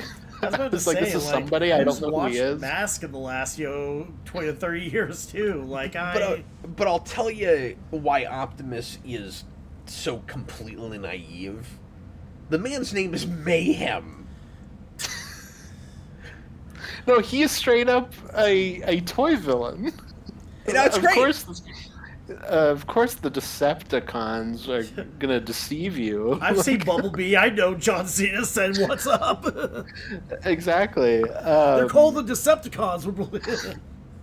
No, and I expect all of this is gonna blow up when our human characters show up, because the general guy that Optimus is more so talking with is the guy from that last Johnson arc that was interrogating Carly. So I'm expecting that to blow up when our human characters show up. So that should be bad pretty fast. Yeah. But I did get excited with that Mayhem guy because it looks like they're setting up Nemesis Prime, and that makes me very happy. Oh, I wasn't even thinking about that. And I could be wrong. That was just the sense I got. I was like, "Oh, we're doing a man-made Nemesis Prime, aren't we? That's gonna be great." Well, we're also at least alluding to Dinobots. I feel like it can't be too long that he does that after we've got the thing with the wall and the fossils. Yeah. Yeah. No, I feel like that will probably come in by the end of this arc, if not the beginning of next. But I feel like that'll be like a big thing at the end of this arc. Is we need something. We need help from somewhere. What are we gonna do? The Dinobots. Let's do it. Kirkman, give us Beast Wars. Yeah, we were just talking about that last night. Exactly. Yeah. But yeah, Kirkman is like throwing a lot of balls in the air right away, which I appreciate, because this could read too aftermathy, and it feels like it has, and like it is. I mean, we just had like a very obviously explosive, blew up, like not a whole city, but like a lot of stuff in the previous arc. But I like that he's doing the same thing Johnson did, where every issue, it's not formulaic, but there seems to be a kind of, I don't know how to put it, there seems to be kind of a laundry list of things that you really want in each Transformers issue, and so like he always makes sure that there's a pretty good Autobot Decepticon fight, and it seems like he's playing by the same rules that Johnson was. Yeah. Yeah, exactly. So it makes that handoff a lot easier, even though the art's like drastically different. And it's more I love him. It's great. I kind of think the previous art suits this material a little better. Like I'm still missing it. I'm gonna ease into it. Like eventually, I won't be thinking about that anymore. But so far, I still am. Yeah, I think that's completely fair. And that's a credit to Kirkman, because the writing is close enough that the art feels a little off so far. And I think the way it's supposed to read is it's the same continuity, but it's got this whole other feel. And I'm not quite getting that yet, which is, again, kind of a testament to what Kirkman's doing. He's got so much respect to what came before it that it's not as dramatically different as they're playing it. Yeah, and I think it's maybe supposed to be, in terms of that, like we have more energy. Like things are looking a little brighter for the Autobots than they were before. So like maybe that's like kind of like a thematic read for why everything's, for lack of a better word, nicer. Well, before it was like very scrappy and sketchy. That's true, but you can't hold on to that forever, because at some point, it's not like he's going to change the artist when the crap hits the fan again and it gets real rough and tumble. Like you're still going to have Mora doing all of that. He's going to switch back. That's fine with me. If he wants to go back and forth, that's totally fine with me. I like both of these. No, I'm genuinely curious to see how long Morris sticks on this book, because like I could see it going either way. Like I could see him being like an arc or two, or maybe he sticks around for a little bit. But he's like the big DC guy. He's doing everything right now. Like, I don't know how he has time. That's a good question. Does he stay on it for the long haul, or is it just an arc? I also want to see how long the record goes for Optimus on the cover. Because he has been for the last 3 in a row, and I want them to push that to like 8 or 9. Or it's just always Optimus on the cover. Right. 100% when the Dinobots show up, they will be on the cover. But last night, you were saying, like, oh, who wants variants for this book? Like, all the covers are perfect. I will say I did see Johnson's variant 425, and I do really like that one where it's Optimus like ripping tape out of Soundwave's chest. That's awesome. That's cool. Yeah. Okay. I'm like, oh, this is pretty great. But that's just fuel for my fire, because what I was talking about was Johnson's covers. Mm-hmm. And so when he's the variant, of course that's the one you want. Yeah. Especially because it goes with the rest of it. Like, if he did one for... I almost want to buy that one too, just because it's the transition. Yeah, for sure. I will say, obviously his art's great, but I do like the main cover for 26 more than... His variant for 26 is just Shredhead with Carly like leaned up next to him, and it's like, this is a good cover, but even like if I prefer it looks the great, main cover. I'm just gonna say, Shredhead is fun enough. The more I'm looking at that, like I've already complained about the name, but the more, just don't make me think about Ninja Turtles when I'm reading Transformers, unless it's Ninja Turtles and unless it's a Ninja Turtles Transformers comic. Yeah. But I'm not in love with the design. I don't know what the graffiti-looking yellow is going across the shoulders. I don't know what that is. Oh, it's from the beginning of the book, because it's Carly's van, and it's like she painted her van, like all this stuff. Oh, on I it, forgot so he's made out of her van. Okay, that's fine. Never mind. I rescind that. Yeah, it's okay. I mean, you can still have that. Like, it's not a great design though. It's fine. I don't know. He's got a cool sword. If I can complain about Optimus Prime having flames in the Michael Bay films, you can complain about this character having graffiti art all over him. Well, yeah, but the difference is that's a pre-existing character you already care about. This is Shredhead's initial design. Yeah, pre-existing character. He started with the flame, Optimus. If they do another Turtles Transformers thing, then they need to do Shredhead related somehow to Shredder, and he needs to be built out of the Technodrome, or built out of... No, he should be built out of the drill module. Yes. That's what I would do with him.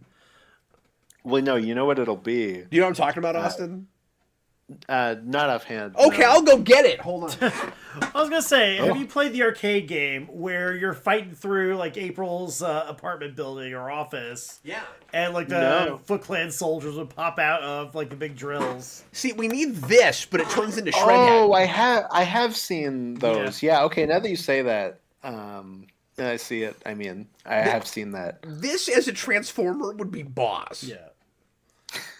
Well, see, what I'm thinking, Cap, is Shredder breaks off a piece of Shredhead and makes his helmet out of it, and then he wears it, and then the Turtles are like, what was that Transformer's name that Shredder took, to make it into a helmet?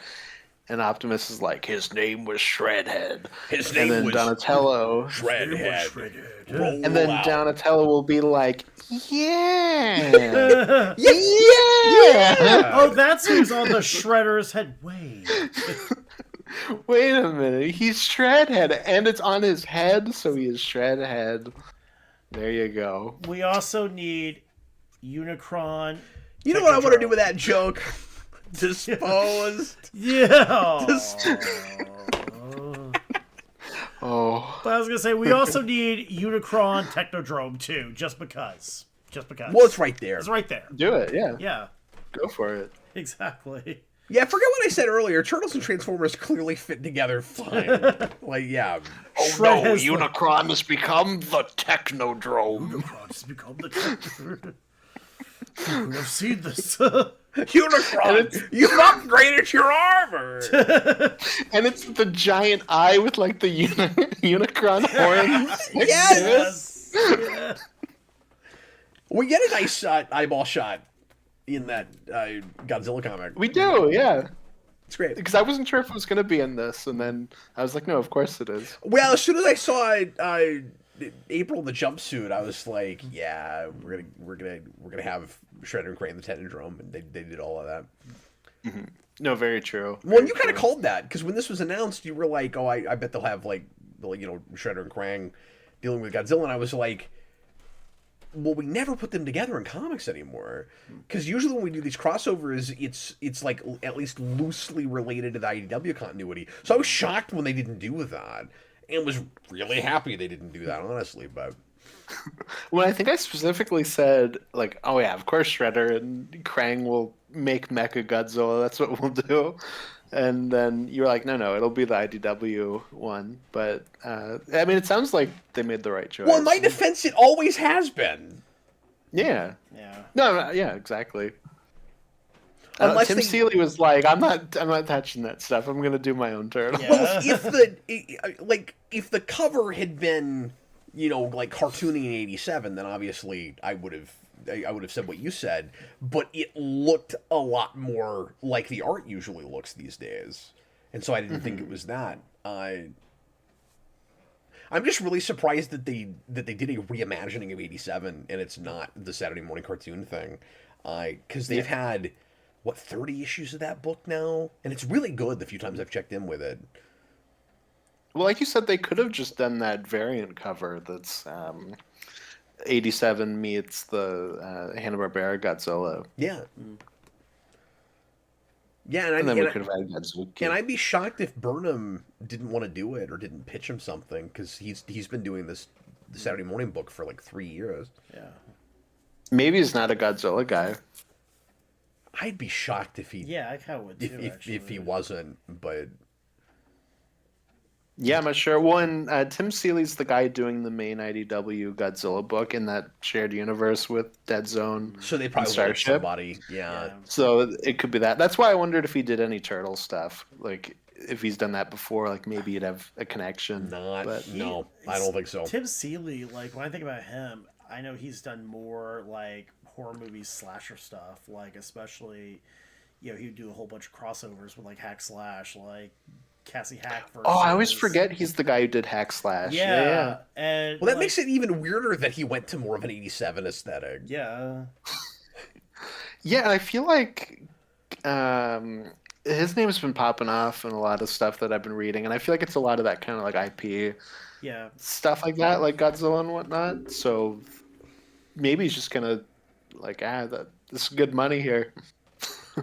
Well, we're already at an hour and a half, so I'm not going to talk too much more about new books. Since Austin hasn't read Kryptonite Spectrum, I'm not going to say a lot about this yet, except just that the quality stays at where it's been, except we get a lot more meta and kind of fourth wall breaky with this, because it's Mixelflick and fifth dimensional stuff, Right. and just all of the nonsense is wonderful, and like they make a gigantic deal out of like the fifth dimension being nonsense, and none of it makes any sense. And there's this wonderful like pseudo explanation for what exactly the fifth dimension is, in being a space between like dreaming and reality, and even the explanation is hard to understand. It doesn't make any sense. And there's this great line where Batman is trying to explain it to Lois, and she says, "Okay, explain it to me like I'm a 5-year-old." And then she explains it, or then he explains it, and then she says, "Explain it to me like I'm a 3-year-old." I thought that was pretty good.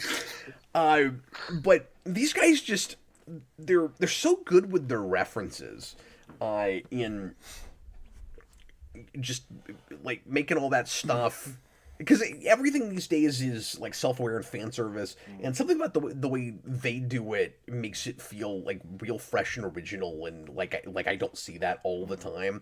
This also does all of that fun throwback to Golden Age comic stuff, and they've been doing a lot of like Golden and Silver Age aesthetic stuff throughout this book, of course, but here, in being real meta with it, we go to like old school page layouts and stuff that's not even always narrative stuff, but more like comic advertising things. There's one page that, I kid you not, is a parody of a page of a drawing book explaining how to draw something that is progressing the story through it. Okay, that's cool. It's fantastic. Yeah.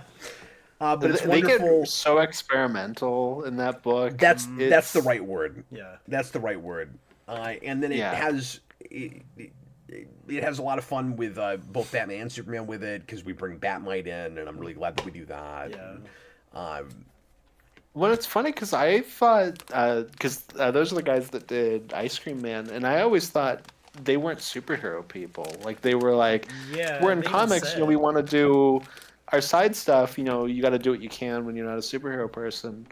And then they come in and they do this book, and it's like they're doing crazy Silver Age stuff, like even farther than like All Star Superman. Like No, they're it's out. wild. They are. I was going to say that they are out Morrisoning Morrison. Yeah. With this. Yeah.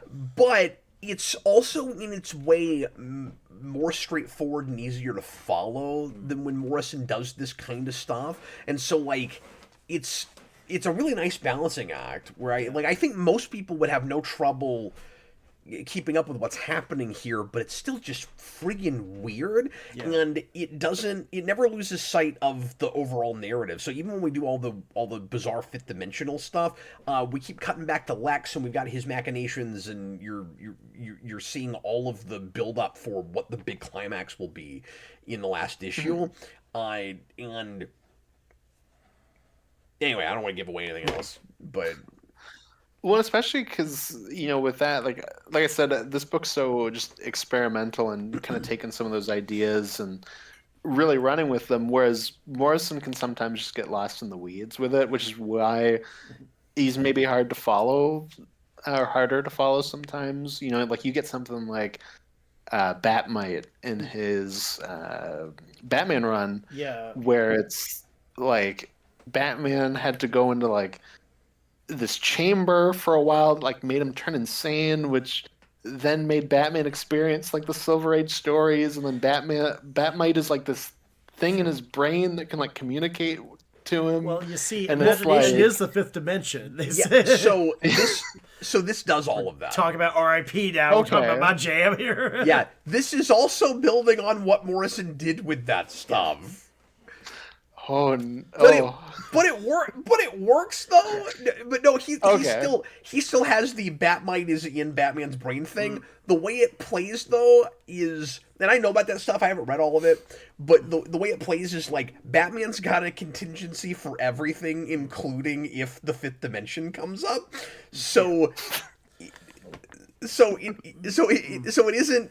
It's like the imagination being a plane of existence thing. Yeah. We are dealing with in this, but it's not a crazy real world explanation for how you get to Batmite or how you get to the fifth dimension.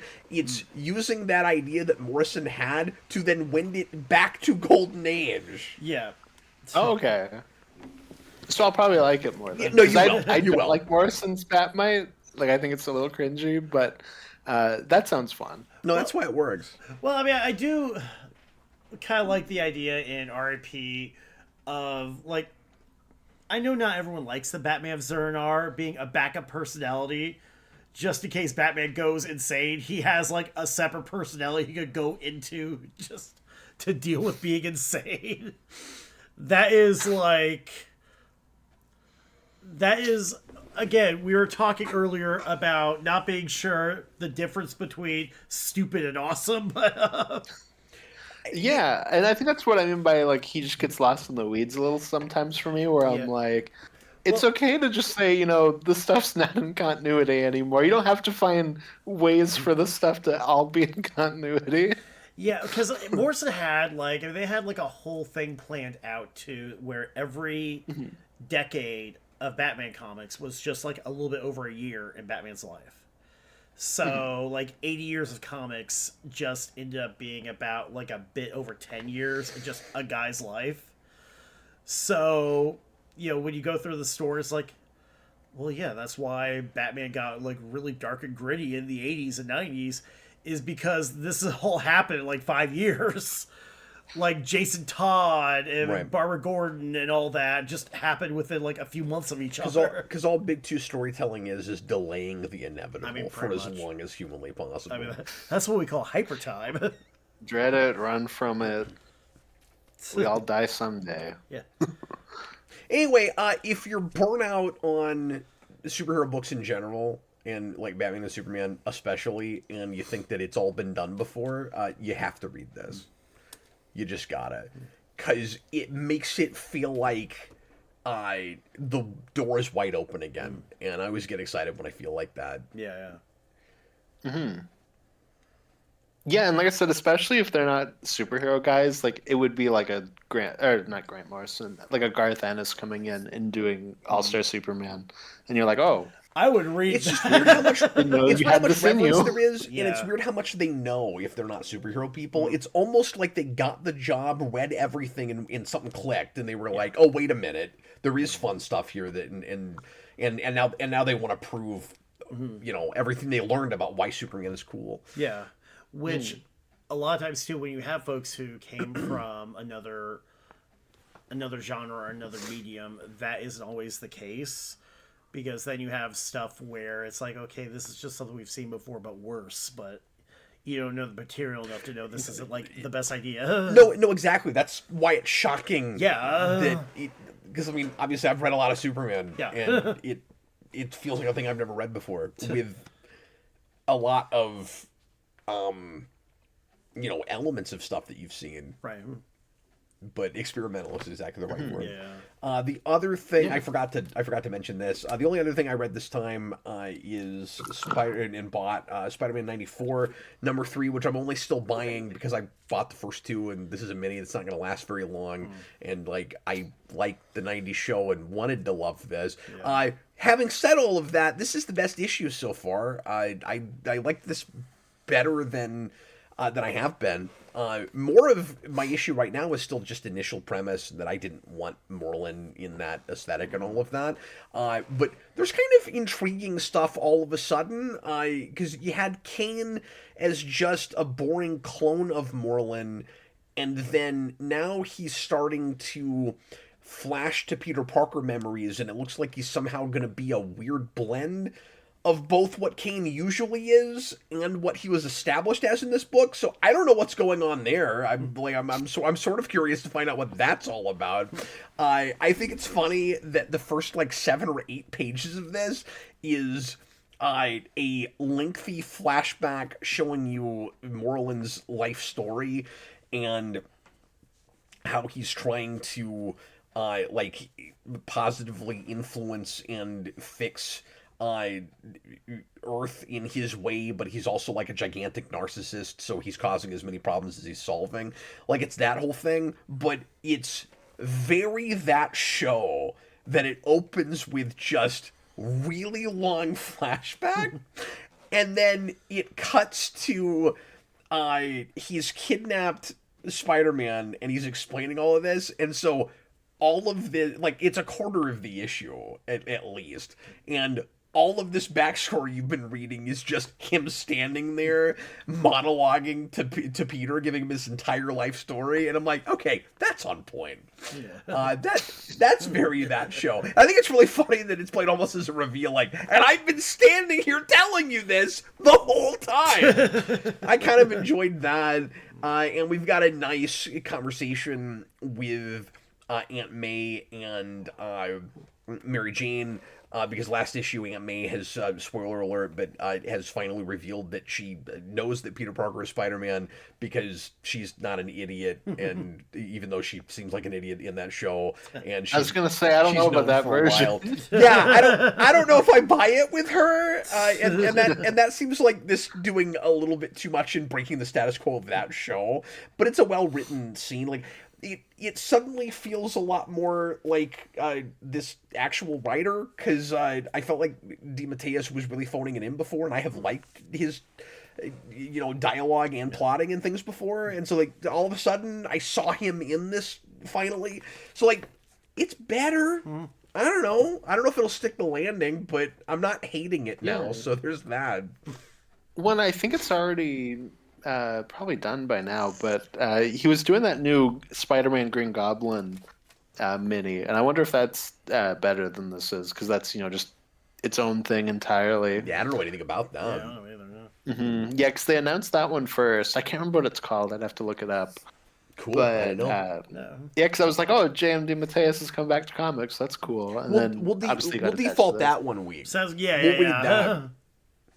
Yeah, and then he's doing an listening. episode for season 2 of Cape Crusader, so I'm interested to see what that's going to look like. Oh, cool. Nice, yeah. Yeah. Yeah, because I'm convinced he's going to try to do Going Sand, because he's been trying to get that adapted for a long time. Oh, nice. Austin and I will be Yeah. very happy if that happens. I'm a big fan of that arc. And Austin and I talk about Going Sane all the time. Yeah. Yeah, I need Joe Kerr to be in something.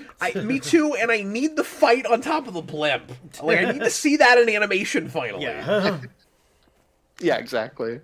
So even if that's not the episode he's doing this time, like if he gets to stick around on that show and do an episode here and there, I feel like it will happen at some point. And I think that could be a good two-parter. Like, you could maybe Yeah, do it in yeah. one, but I'd love to see that in two. Yeah. No, and I think that would be neat for a show as opposed to just a standalone animated film. Like I think that would work better in a continuity. I agree, and I think there's almost not enough material for a whole movie.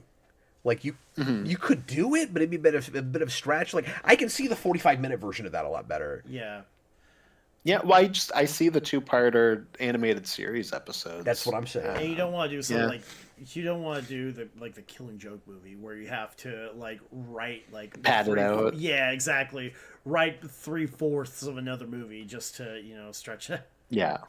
No, I think Killing Exactly. Joke. I think Going Sane is actually easier to stretch the whole movie than even Killing Joke is. Yeah. But Oh yeah. 100%. But you could easily do it as a TV two-parter. Yeah.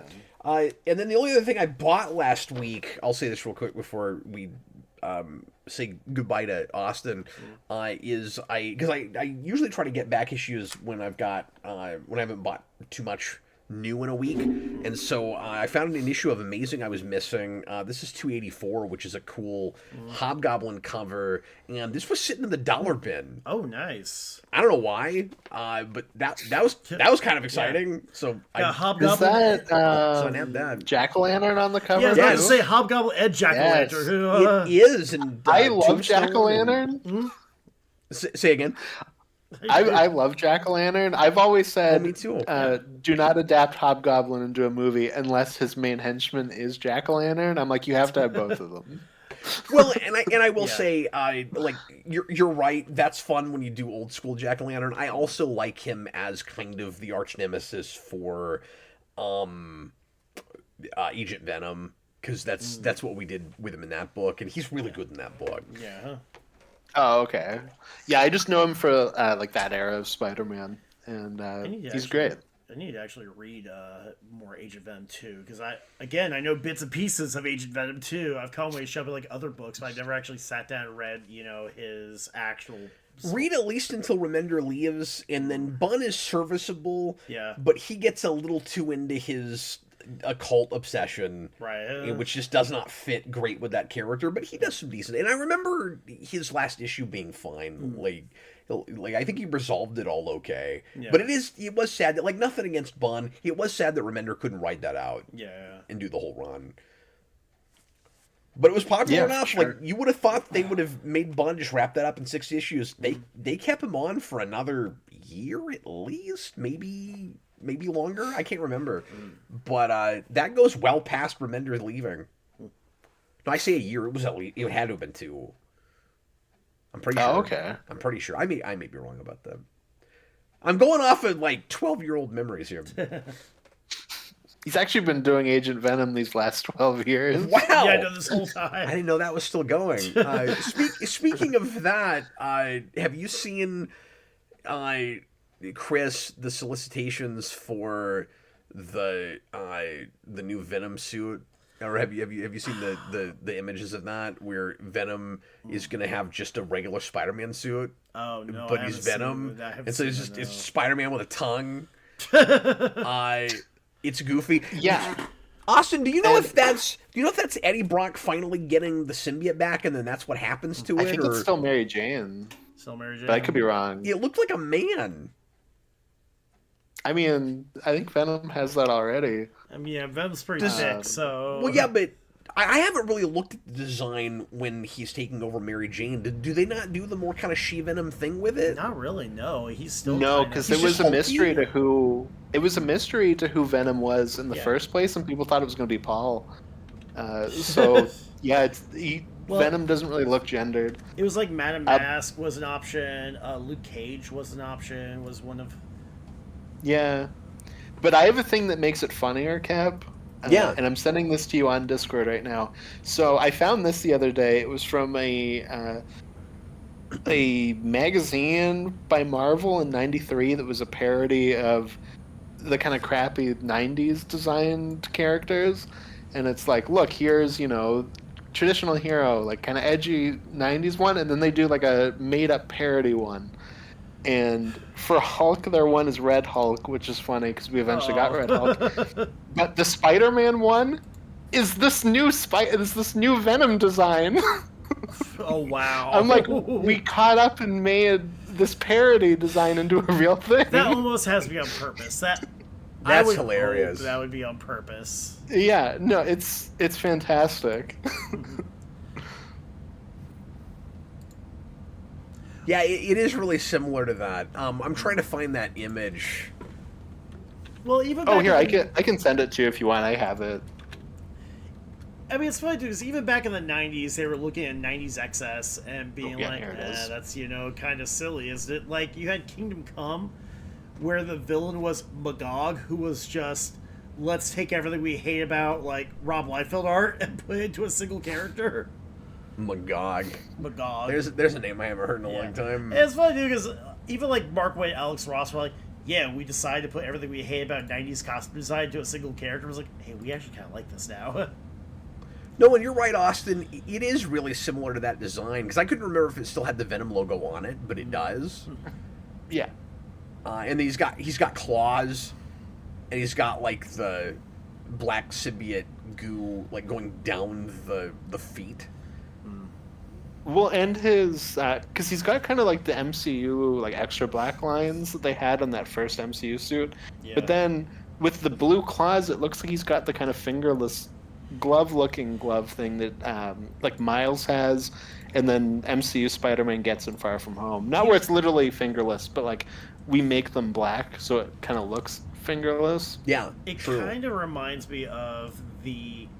Sorry, Nicholas, but I was going to say the same thing. It does kind of look like Spider Carnage. Yeah, we were all thinking the same thing too. Yeah, especially with absolutely. that like Ben Reilly Spider Suit aesthetic too. But yeah, do we know for sure? See, part of the reason I don't think it can be Mary Jane is it's a Venom calling himself Spider-Man. With an exclamation point. Yeah, with an exclamation point. Spider-Man! I mean, I don't know at this point. Like, maybe. Mary Jane's just deep in disguise. Like, no, I'm Spider-Man. I don't. That is who I am. Yeah, I don't put anything past him anymore, Austin. You're absolutely right. It could be Hi, that. it's me. I could be wrong, but I don't think MJ's lost the suit. But also, this is solicitation, so maybe she's going to lose it. This could be issues down the road. What I was thinking could happen is Eddie Brock gives up Carnage at the same time as Mary Jane gives up Venom. He gets Venom back, and then he's had some kind of thing in his character arc where he's a lot more heroic than he was before, and then now he's finally like not Lethal Protector Venom at all, and he's like, I'm Spider-Man, and the only difference between me and Peter Parker is I'm very bulky, I've got a symbiote, my tongue's hanging out all the time. Or either Eddie Brock or MJ is like, wait a minute, Spider-Man is Norman Osborn right now? That's stupid. I'm going to be Spider-Man. Yeah. Let's have all these characters named Spider-Man running around at the same time. And speaking of that, I know you guys saw it when you were looking at the issues this week, but the new cover for the new Spider-Man they're introducing a new villain who just looks like Hush. Like, it's just the bandage thing, and it's like... Okay. Great. He's got an open shirt and the bandages go around his chest too. We got Hush 3 before GTA 6. Speaking of that, though, I have ordered a copy of the character reveal for Thwict. I am going to get it. And so you remember that issue that we saw last week that was the cover with the half Wolverine on one side and half Spider-Man on the other side, but they screwed it up so they didn't have them under the Spider title. So I asked Chris, not this Chris, but Chris at my comic shop about that because I didn't see it on the wall, and he was like, "Oh yeah, we didn't. Apparently that book sells so little they didn't order any for the wall. They just have them for the pulls." And so he pulled it out of the pull box that he was saving for a guy, and obviously I wasn't able to buy it because it was for another guy. but I told him about about that cover and how silly it was that the names were on the wrong sides. And he's like, oh, really? He pulled it out. He was like, oh, my God, they did do that. I was like, yeah, this is Marvel right now. Like, this is how careless they are. And then I said, okay, I need to know if that's the official first appearance of Thwicked. If that's going to be the key issue, Chris. Yeah. Or First no. Or if 8 is going to be it. And he goes, what is Thwicked? And I said, well, let me tell you, Chris, Have a seat, sir. what's happening here. And he and the other guy, they co-own the store together, were just losing it over how ridiculous that idea was. And anyway, so I'm gonna buy at least that arc for the Spider-Man and Wolverine. I gotta review that on the show. Gotta do it. Well, I just thought of this too, and you just like unlocked a memory in my head from a thing a while ago. But Fabian Nicieza, is that his name? Yeah. You pronounce it, yeah. I remember seeing on Twitter, Marvel was like, "Oh, here's our new trade for like Deadpool and Cable or whatever," and Fabian Nicieza was like, "Oh, that's cool. Your trade of Deadpool and Cable, but the book it's trading is Cable and Deadpool. Like it's reversed to what the trade is." Nice. It's like, okay, Marvel. How hard is it? Just look at the cover and see what it's called. Yeah. I will say the one thing I like about Fabian Nicieza is that he has a name nobody can pronounce. Has a name no one can pronounce. About 6 different ways to say it. But he's all wrong, I'm sure. Yeah, but he's also like one of those people who gives no craps about anything. Like he wrote the NFL Super Pro comic. You remember that? Yep, and people asked him like, why? He's like, I got season tickets. I own 2 or 3 issues. Yeah. It could come up on the phone. I am so excited already now. NFL Super Pro. Yeah, but yeah, people ask like, "What'd you write?" He's like, "I got season tickets to the Giants." That's yeah. He's like, "That's what I got. Box seats. They're nice." You know what? You gotta respect it. You do. Yeah. Why not? Yeah, no faults there, dude. Well, and then it puts this really goofy thing in the history that's very obscure, and if people don't know about it, they find it in dollar bins flipping at a flea market. Like, what the hell is this? Yeah. That's what comic collecting is all about. Exactly. Is that moment where you're going through a long box and you go, how the hell does this exist? Yeah. And I haven't known about it for 30 years. That's why we do this. Exactly. And it's only $1? Like, yeah, I'm buying this. Hell yeah. I know, yeah. I don't care if the pages are slightly like yellowed or like faded. Like I'm buying this. If this is book so crumbles weird. in my hand, that's all right. At least I read it as it was bought crumbling. so many things like that as just conversation pieces, so that when somebody comes over and they're looking at my stuff and be like, "How does this exist?" Like I have a like Supergirl like Radio Shack one shot. That is amazing. Oh, I've still got all like the Pizza Hut like Marvel comics too. Yeah. The one where like the Human Torch and like Firestar, whoever stops. I'm pretty sure I've got some of those. Yeah, they've got but I remember those. They gotta stop, the kid with the backwards baseball cap from like. Yes. Yeah. I remember that. It's like, I'm gonna go after this tobacco exec. Oh, I reviewed that on Not Spawn here. Oh, yeah. So yes, I do. I definitely have a copy of that. For sure. Yeah, what I'm talking about. Because I was doing issues that I own. Yeah. Yeah. I mean, look. Cover of the Week now is kind of our follow-up to that old show, because I wasn't able to keep up with it daily. So now every week we do one of these. Exactly. If that comes up again, though, I'll let you review it. I'm just saying, Pizza Hut and Marvel Comics are so linked in my brain. Like, Yeah. I can't look at that. That's our generation, man. Yeah, I can't look at that Jim Lee X-Men #1 cover without immediately wanting Pizza Hut. That's just Pavlovian in my head, too. That and Ninja Turtles. Yeah, that too. Yeah. Also, it's like comics and like Hostess fruit pies. You're yeah, like, exactly. these just go together. Just go together, yeah. Okay, we're at 2 hours, and we still have a couple more segments left, so I'm going to bid Austin I'll farewell. let you guys go. Thanks for hanging out with us so long, Austin. Thanks, Austin. Yeah, no worries. Next time I'm going to be on for a while because I got a lot of books, but I'll try to power through it. Well, we'll try not to spend like half an hour talking about one issue again. I will say, Austin, before you go, since we were just talking about Godzilla, I'm wearing my Screenland hoodie with the robot on it. That's the robot. That's the robot. That shows up in that book. That's awesome. I mean, it's funny too because like this is my go-to hoodie just for like everything, except if I'm going to the Screenland because I don't want to be like that much of a fanboy. But now you have to be like, yeah, this guy fought Godzilla. I'm just throwing that out there. Exactly. Austin's still supposed to fly down here at some point. If that ever happens, we should take him to something at the Screenland. should actually. I don't know what, but there's always something. There's always at least Whatever's something. going on that day. Well, I know like Nightmare Junkies on like Fridays do horror movies too, so we'll find something. we'll find something. Yeah, exactly. There'll be something worth doing. Yeah. Absolutely. Well, I'll let you guys power on and have a good night. Thanks for You being too. here, buddy. Appreciate you. All right, see you, Austin. See ya. Bye. Right. Man, you know what? If we just didn't bring on Austin, we could do this show in like 2 hours and 45 minutes, maybe, Chris. The second Austin gets off the air, like, but "Reason no, our show is so long. We're not It's gonna so- sleep because of that." seriously, because he's got to give me reasons to like run off screen and grab my drill module and everything. Okay, Yeah. it's time now for cover of the week. Cover of the We week. still need a song. We do, yeah. I'll have Jason whip up something for us. Yes. Here comes cover of the week. Today's cover is Sonic the Hedgehog IDW number 28. Yeah. I'm showing the A cover here, but I actually have the B cover.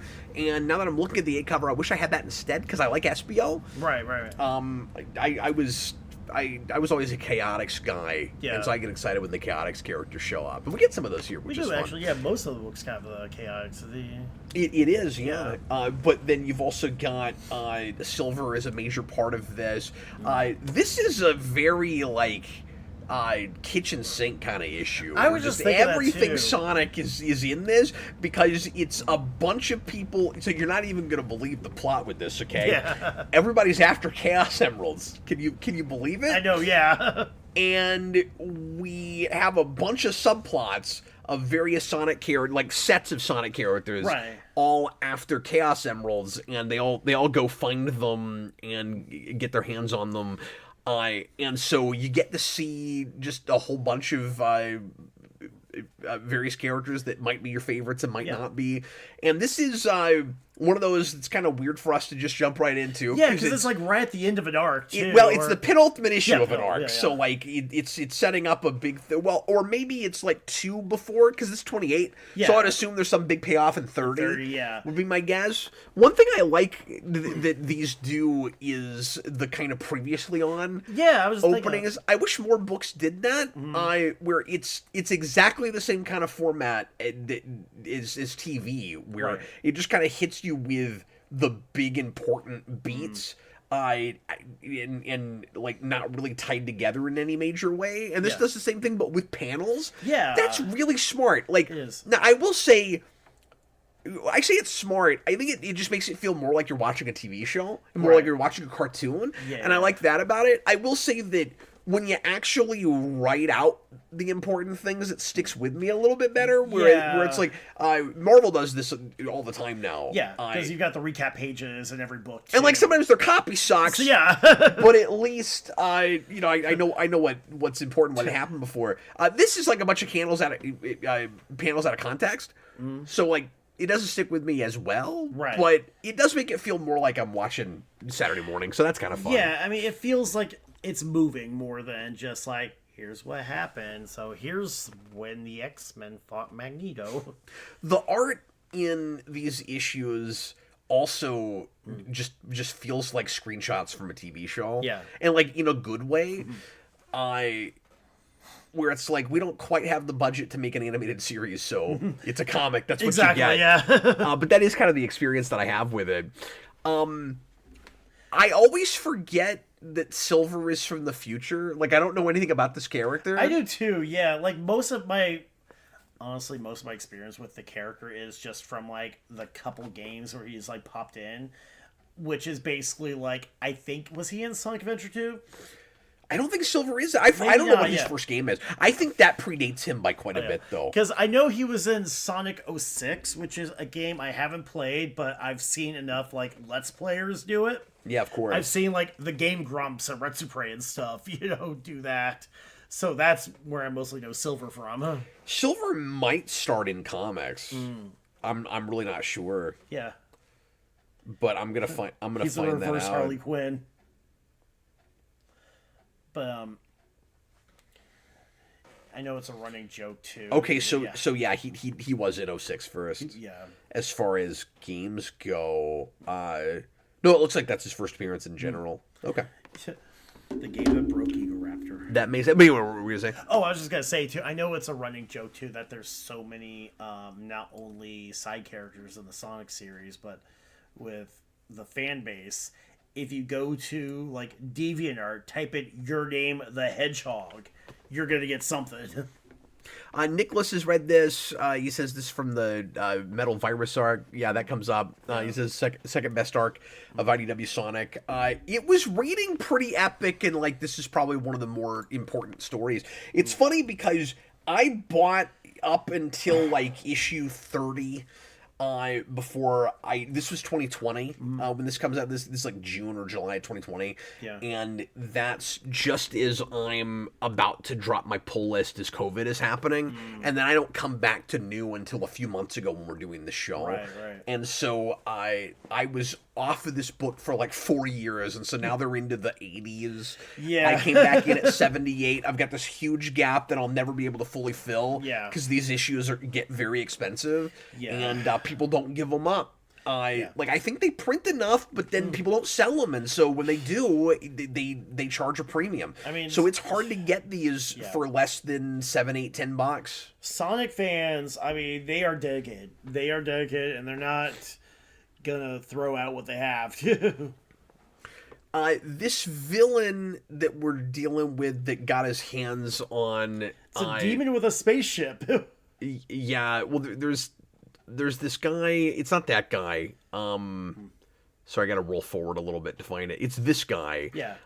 Who's got like one of the big death egg things. Right. I think that might be the villain from Forces, but I can't remember. I don't think I've ever. Oh no, I did. Because I played that once. But Nicholas, remind me what this guy is from, because I know that's or was he? I wasn't even sure if was he Mania. I don't think it was Mania. I don't think he was Mania. I have Mania, played Mania, but I don't remember him from that. But I didn't. Of course, I didn't get very far in Mania just because, that was like right when I got my Switch. So well, you got to finish it because it's wonderful. Yeah. But anyway, I liked what I played. I kind of like the Days of Future Pastness of this. But it's kind of a much more like hopeful version of that. Yeah. I like Silver's worldview in this, where he's like, even though he's from a horrible dystopian future, right? He has this idealism that makes him go, I know things will always work out in the end, even if I have to go back in time to make that happen. Yeah, and I thought that was a fun kind of twist on the time travel thing in the Days of Future Past and trying to fix your awful future. Yeah. And I mean, they even touch on that too. Like, yeah, you got time travel. We can fix this too. Like, that is next level optimism. It really is. Where you go, I believe things will always work out, even though I'm from a future where nothing is worked out. Right. Yeah. Because for me, time goes linear and then backwards. Yeah. So and, like that was my big takeaway from this. Right. I thought that was kind of great. And then we had the Zombots at the end too. I don't even remember that. Oh yes, right. Yes, like yes, the yes. last. That was like the last panel too. I mean, so much of this felt. Sorry, I don't know what you were talking about. Yes, because you've got like all the metal versions of everybody. Yeah, because I was jumping ahead too. I don't know what Metal Sonic is doing. He's just hanging out. Could you explain that to me? He's in one panel. He is just hanging out. And he's got a Sonic Writers board? Yeah, I don't know. And I don't know what that's about? There is so much of this that, I mean, this really feels like if this was the end of the series, that wouldn't surprise me. Yeah. And even though there's, like, obviously some But I more bet issue. Flynn has done that 15 times. I bet, yeah, exactly. Because this feels like they're wrapping everything up.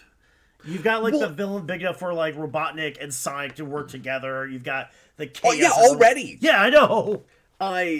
It sort of feels like Transformers again, Right. Skybound, Yeah, where with Johnson's 2-year run, you're like, how in the world did we introduce this many characters already? Yeah. Get into 24 without totally overwhelming the reader, Right. And I've not read everything up to this, and so I'm looking at this kind of overwhelmed with the sheer number of characters. Going, how did you get everybody introduced? Yeah, I know. In that amount of time, and I realize he's able to cheat a little bit more because he's working on a rebooted continuity where characters are sort of established already, Right. but Yeah.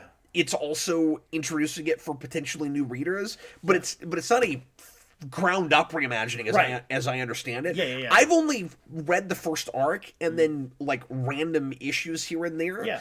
But the big feeling I had just looking at this one issue, Chris, was why in the world have I just been stacking these and not reading them? Yeah, exactly. I don't know what it is with Sonic comics, but I've always liked collecting them more than actually reading them. And then whenever I actually read one, I'm like, this is fun. I don't know why I don't do this. Yeah. But there is kind of a, I don't want to throw Flynn under the bus when I say this, Right.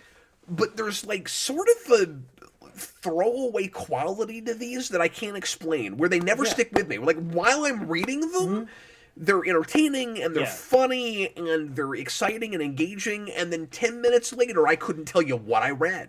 You know, And I always have that with them. I know with this book in particular, like I've my feeling was that there was so much happening. It was so fast, and a lot was coming at you. Like you almost need to like stop, catch your breath. But if you're reading it in sequence, you wouldn't have that as much. you would Probably. yeah, you would think. But at least just from somebody like jumping in like right at this point too, a lot of even going back to the Archie days too. They sort of Zavok, that's right. Zavok, That's where I saw him in Lost World. There you go. Because I played the first couple hours of that. yeah. But yeah, like even go back to like the Archie, they snuck up on you. Like The reason I was playing Lost World is for the Knights DLC. Oh yeah, because I know you love your Nights into Dreams. I'm kind of obsessed with it. Yeah.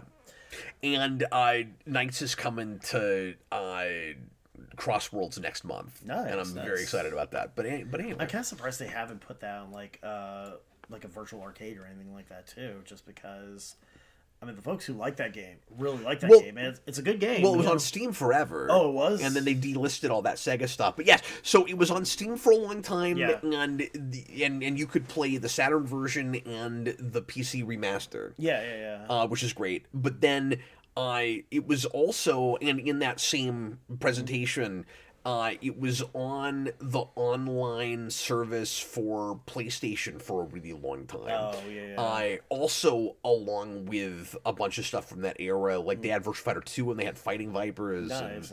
They had a bunch of that stuff. Crazy Taxi. It's all gone now. They delisted it around the time that they announced that they were in the process of bringing a bunch of those IPs back. Yeah. And I think they did it prematurely because they haven't released haven't come back one yet, sequel yet. Yeah. And I don't know if they're planning on giving us the old games back piecemeal as they release the new stuff they're working on. Like, that could happen. Sorry, I've now derailed this entire conversation. No, and I know part of it, I know with, like, PlayStation, too, they like having that, like, manufacturer scarcity, too.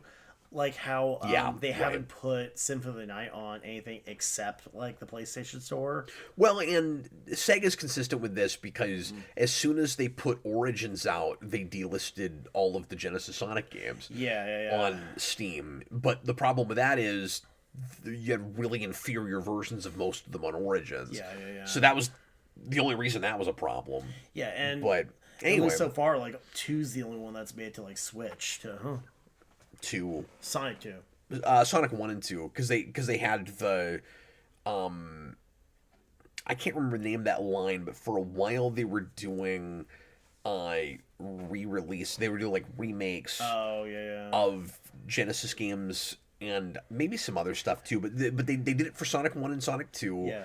And they did it for Virtual Racing. Because I know that... and then they quit that line. Because I know 2's the only one that's on the Virtual Arcade and the Steam too. Because they've got Genesis app for that. Oh, I see what you're saying. Yeah. So that's what I was thinking of. But anyway, yeah. But what'd you think of this? You know, I enjoyed it, but it hit hard. It hit hard and it hit fast.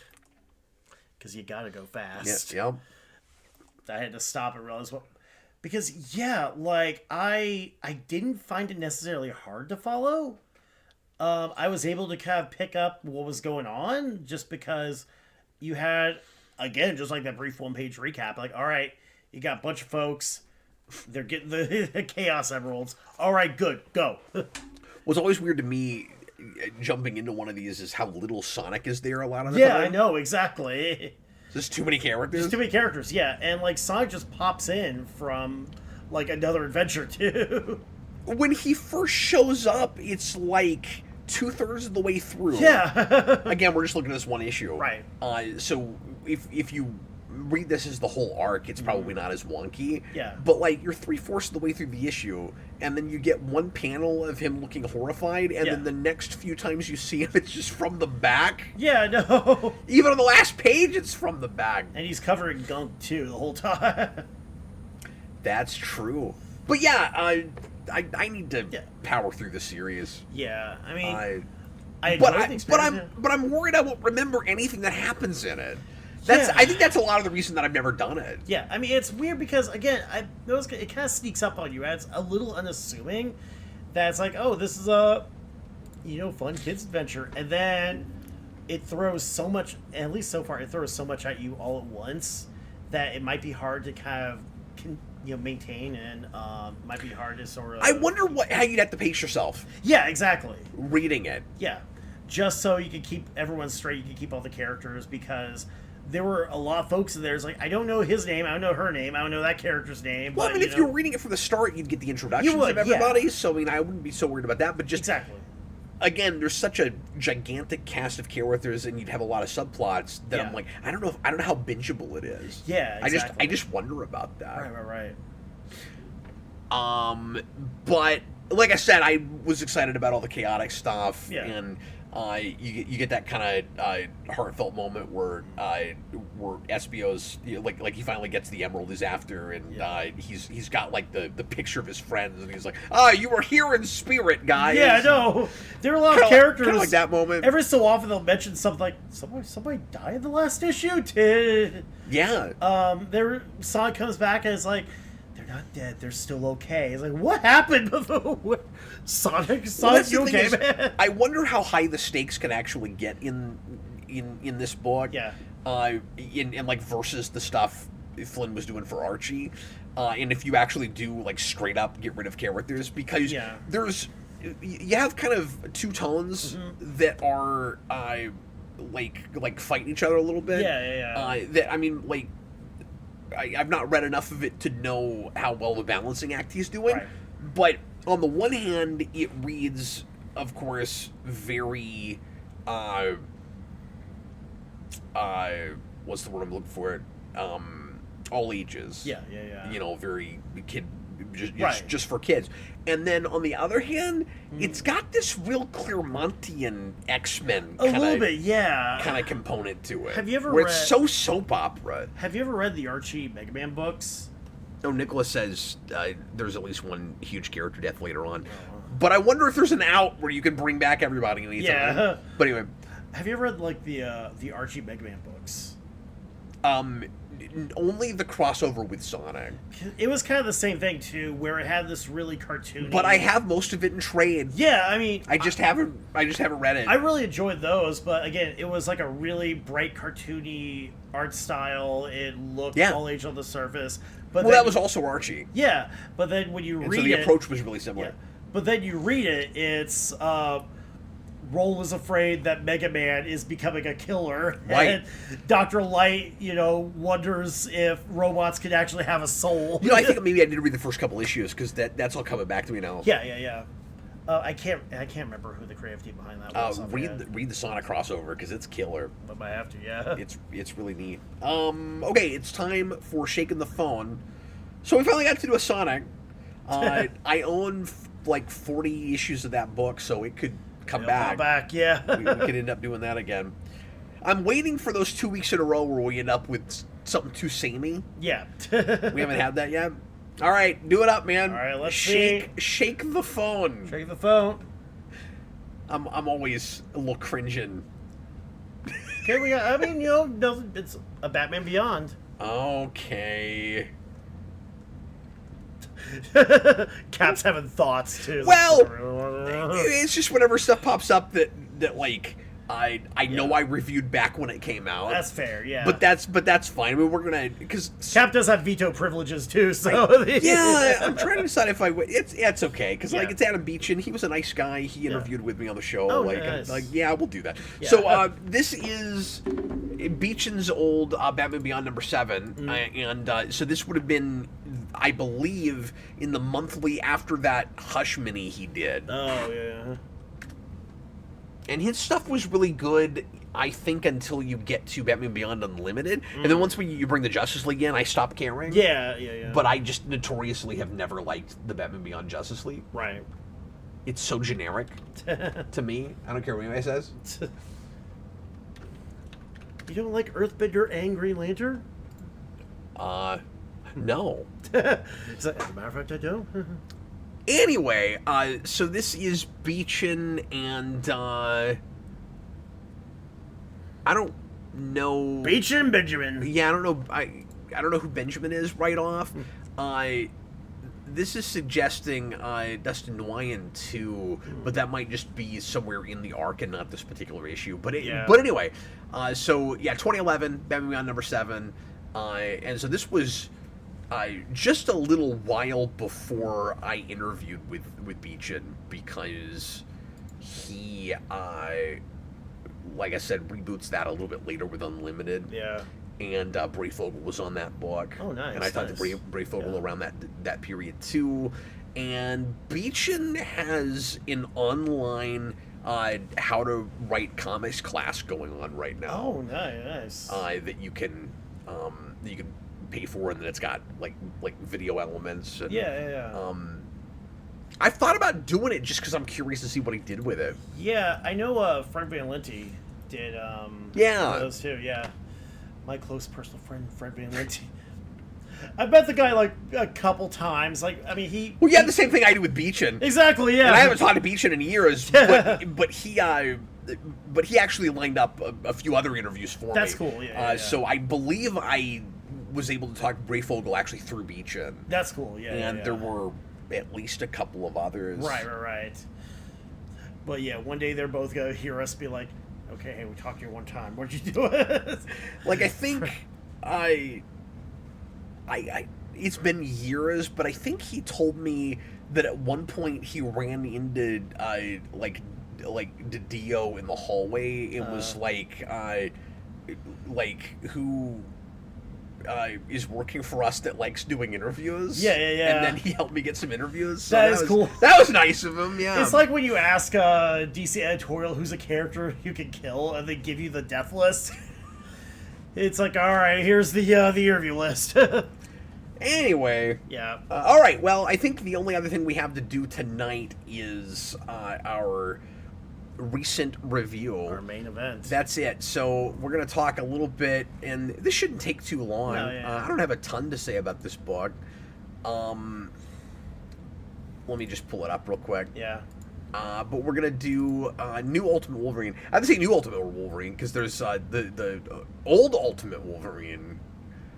I guess, yeah, that's true. Because Wolverine did have his own book in Ultimate.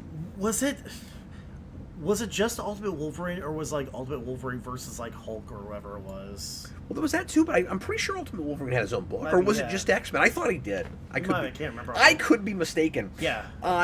But this is, of course, with the new line, we're still dealing with the Maker having recreated the universe. Yeah. But he's kind of, I don't know if I put it in these terms before, but the new Ultimate Universe, which is weird because it's about to be the new old Ultimate Universe, because we're gonna end it. Yeah.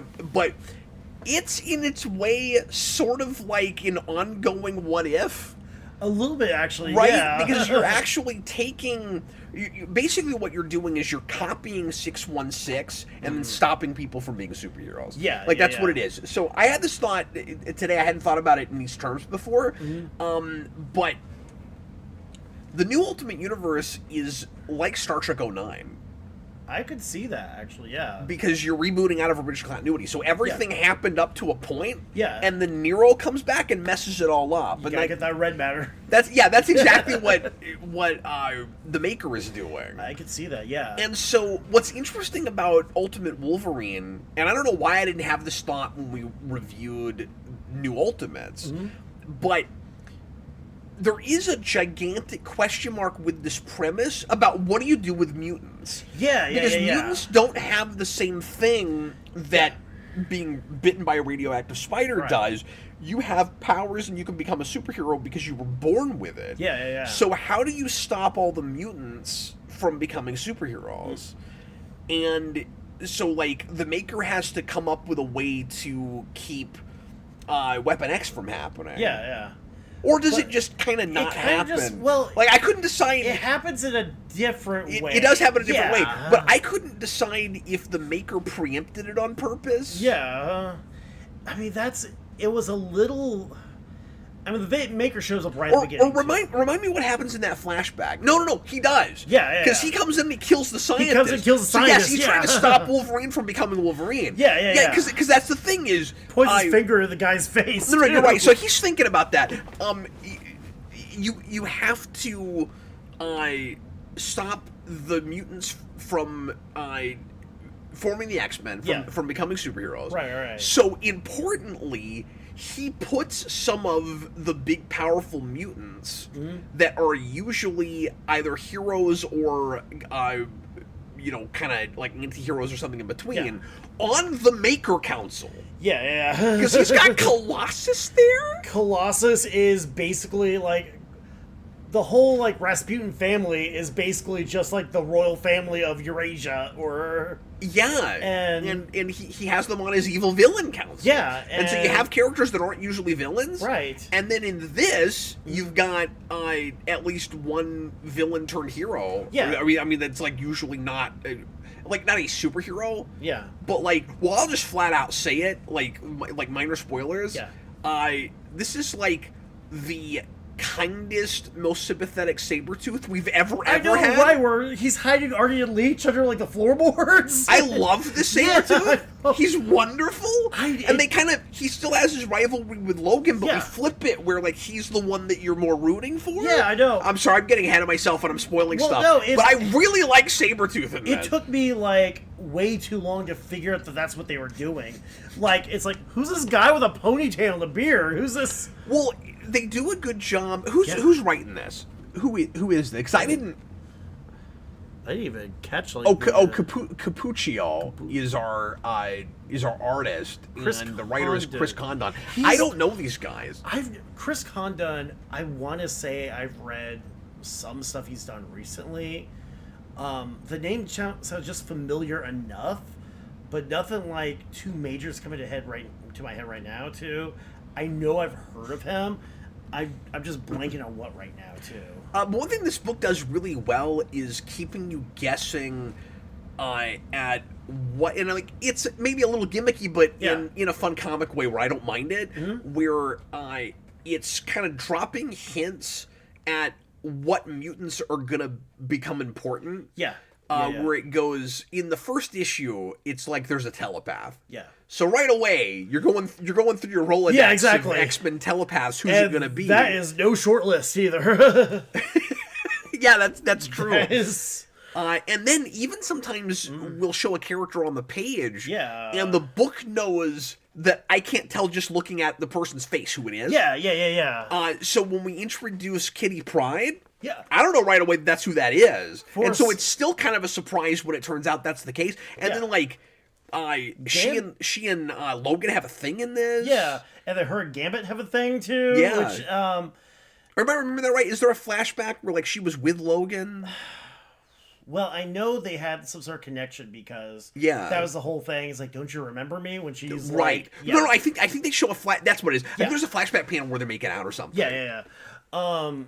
Anyway, sorry. Well, I just know we should like set up the premise for this for people Yeah. that haven't read it. So yeah, the premise is Wolverine is the Winter Soldier. That's it.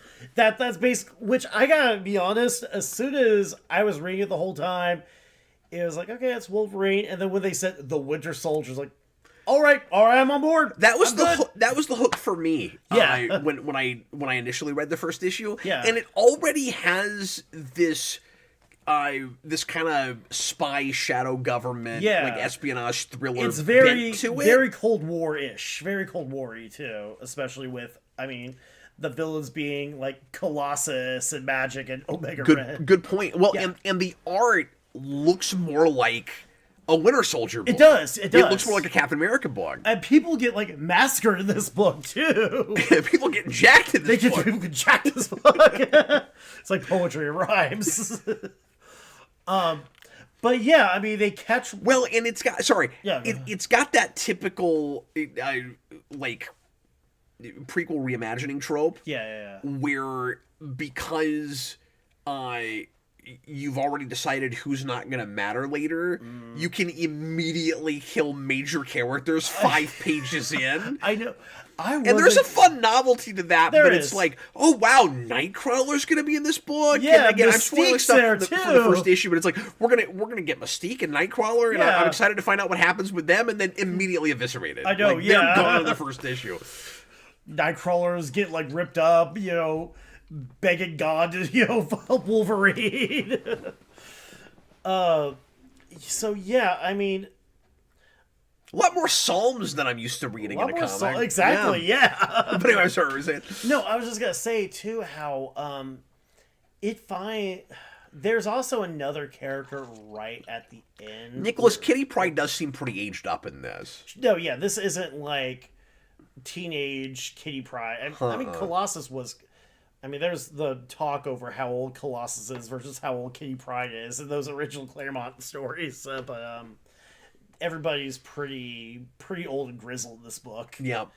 But just think about characters who you don't really expect in this book. Well, and keep in mind, it's an older Peter Parker Yes. on the Spider-Man side. Yeah. So we are in an era where everybody's been around a long time. Exactly, yeah. And that's part of the premise and the gimmick of this whole Ultimate line. Yeah. Is all these characters are like middle-aged and nobody got to be superheroes. Yeah, like that's right, kind of right. part of the point of it. Exactly, yeah. I keep interrupting. No, I'm sorry. you're good. Well, I was just gonna say too that when we're talking about characters who you don't really expect to be in this, and you don't really know that's who it's gonna be. There's a character right at the end when they start talking about the telepath. Yes. When they're having to undo the unbrainwashing of Logan. Yeah. And we're going to go talk to the telepath. We're going to go to the center of the earth. Nothing good happens this deep in Siberia. Now, I will say, I don't want to give all of that away in case people want to read this. Yes. But you and I will have to have our conversation after this because I don't understand all of that. I assume that would be explained later. I assume I hope so. But did you I have that too, where it's like, how did all of that happen already? And anyway, I don't want to get into it wasn't so much like how did all of that happen. It was just like one of those little world building things. Like I assume that something big happened. Yeah. It's like you don't get to that without a number of things going wrong. But anyway, the Winter Soldier thing, I never would have put that together as an idea. I think that's actually kind of inspired. It really that is. It's like, okay, the Maker stops Weapon X from happening, but it's like the universe needs Logan to still have almost that exact same backstory. Yeah. Where it's like, and it's a little comic easy. Yes. but I really dig it. Yeah, where I it's do like, too. no, the exact same thing is going to happen, but with the Winter Soldier program instead of the Weapon X program. Well, just and as soon he's still as- going to get his adamantium claws, Yeah. and he's still going to have his memories erased. Except the what if of it. Yeah. It's a couple of what ifs, right? It's what if Wolverine was the Winter Soldier. Yeah. It's what if the Weapon X program didn't work out. Yeah. But in a weird way, it's also what if Weapon X did work out, but it's through the Winter Soldier program because we get to see a Logan that where the Weapon X program actually works. The Weapon X thing happens and it works out, and so we get to see him as somebody's weapon, and he's being controlled and all of that. Yeah. Because of course, originally he breaks out like as soon as he gets the claws. He breaks out of that facility. And he runs off, and he has to figure out who he's going to be after that, having no memories. Like that's the whole concept of Wolverine. And with this, it is that whole Winter Soldier concept. Now, there is a suggestion when we introduce a crazy character in issue 6, Right. that he is like not entirely being controlled, and that he's maybe going along with it. I wasn't sure what was happening there. Yeah. So I gotta read on, and hopefully more that will make sense. That reveal kind of, I don't want to say it, at least when I was reading it, it felt like it came from nowhere. Yeah, that's what I thought. Yeah. I mean, maybe, because they talk about how Wolverine dreams. Yeah, that was like a big thing too. And well, I think that was the whole idea, is that he wasn't himself at all, and he was basically a blank slate, and he was just a controlled robot. And that makes him scary. Yeah. Which is cool. But that the one spark of humanity you get from him is when he's dreaming. Yeah. And I like all the talk about how natural that is. Right. Where it's like, well, it's impossible to take his dreams away from him. That's just human nature and what you do when you're like recuperating. Yeah. It kind of reminded me of RoboCop a little. That was my first thought too. Absolutely. It's like, except it's more hardcore than RoboCop, because they even put a thing on his face. They do, yeah, I know. Where he's not even allowed to talk, and it's like, oh, you know what it is? It's the stupid Origins Deadpool thing done right. You know what? Yes, you're right. That's what it is. Right. He's no longer the merc with a mouth. Yeah. That makes him scarier in this, and also that's Winter Soldier. It is, because Winter Soldier has a thing over his face. Right. So yeah, I mean, there's so much of they were finding. That's like the nice thing with whenever you see a lot of retro flashback stories done right, is when they can find those little connections. And again, like the minute I read the phrase "Winter Soldier," it's like, all right, I'm it. I'm here. I'm sold. Yeah.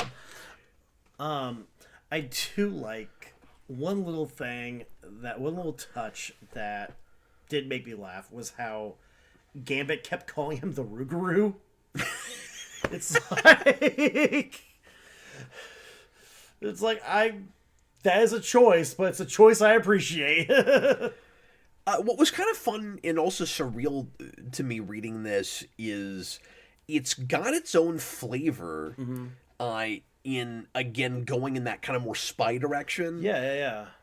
But it also felt oddly and like refreshingly traditional Wolverine. Yes. And I wasn't expecting that at all. Like Ultimates was very much its own thing and has its own flavor. And it's like rearranging all the toys in the toy box to make something new. Yeah. This felt like rearranging all the toys in the toy box to go back to friggin' basics with Wolverine again. Yeah, finally. I mean, this is just straight up Weapon X. This is just the Weapon X story with, that Cold War layer over it.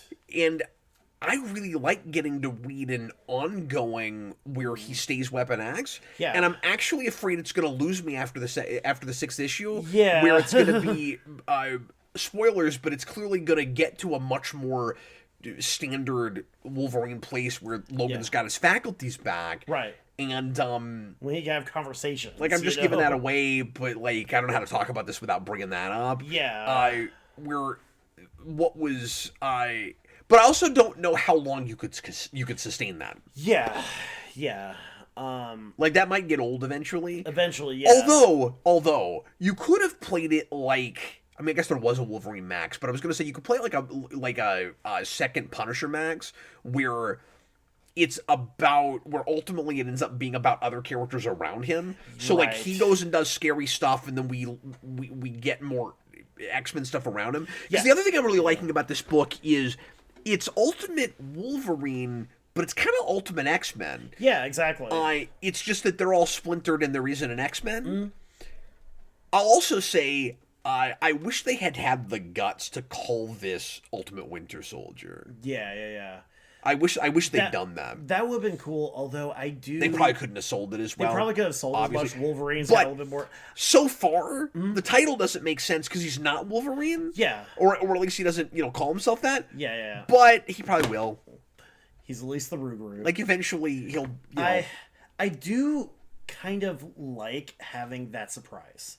I do kind of like how there's sort of that bait and switch where you think you're reading a Wolverine book, and then it's like, Okay, but can I suggest this? Yes. Let me throw you the rebuttal. Right. Because it could have been 6 of one and half a dozen of the other. Yeah. The reveal could have been it's not Bucky. Right.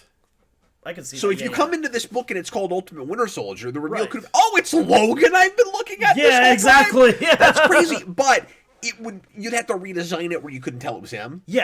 Yeah, and the design is great. It is. So, but are you having what I am, where like it just feels like back to basics? A little bit, yeah. I mean, it's very much, again, it's very much that Weapon X story. It's very much Wolverine doesn't have his memories. Which is something we haven't really had. And that scene where Wolverine just has a bunch of severed heads too. Yes. Yeah.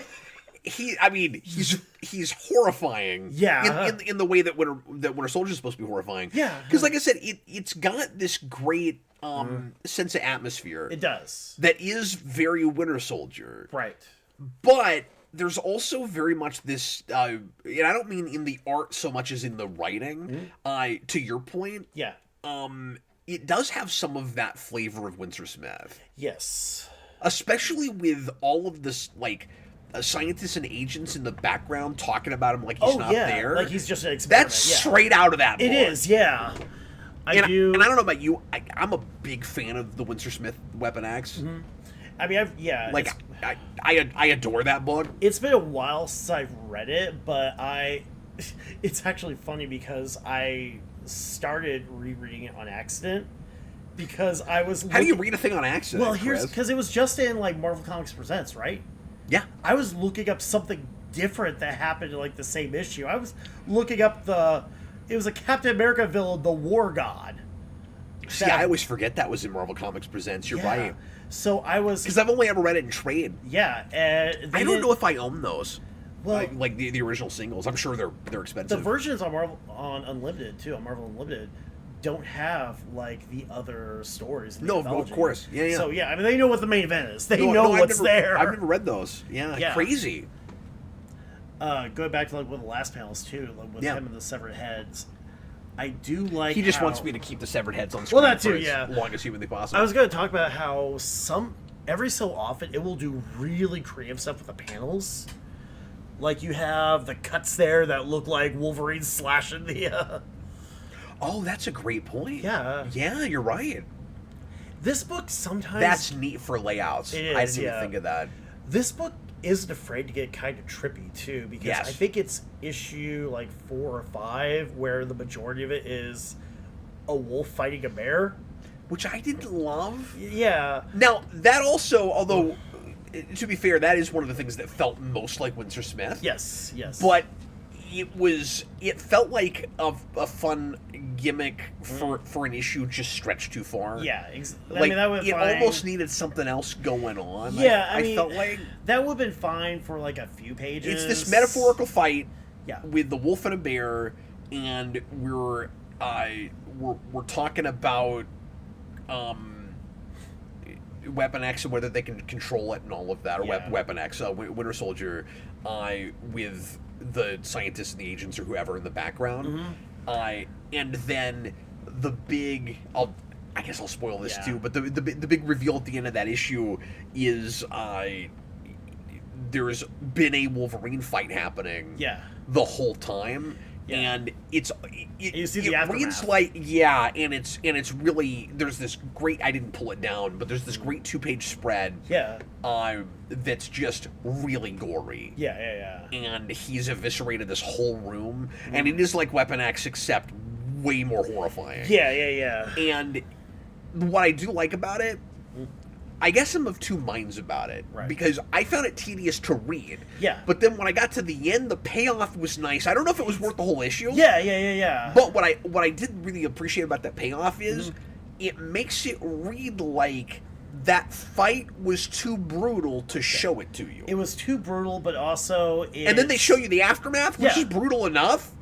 And also you get, if you're looking at it from like Logan's point of view, somebody who's had his brain messed with, it almost is like he's blacking out and coming to.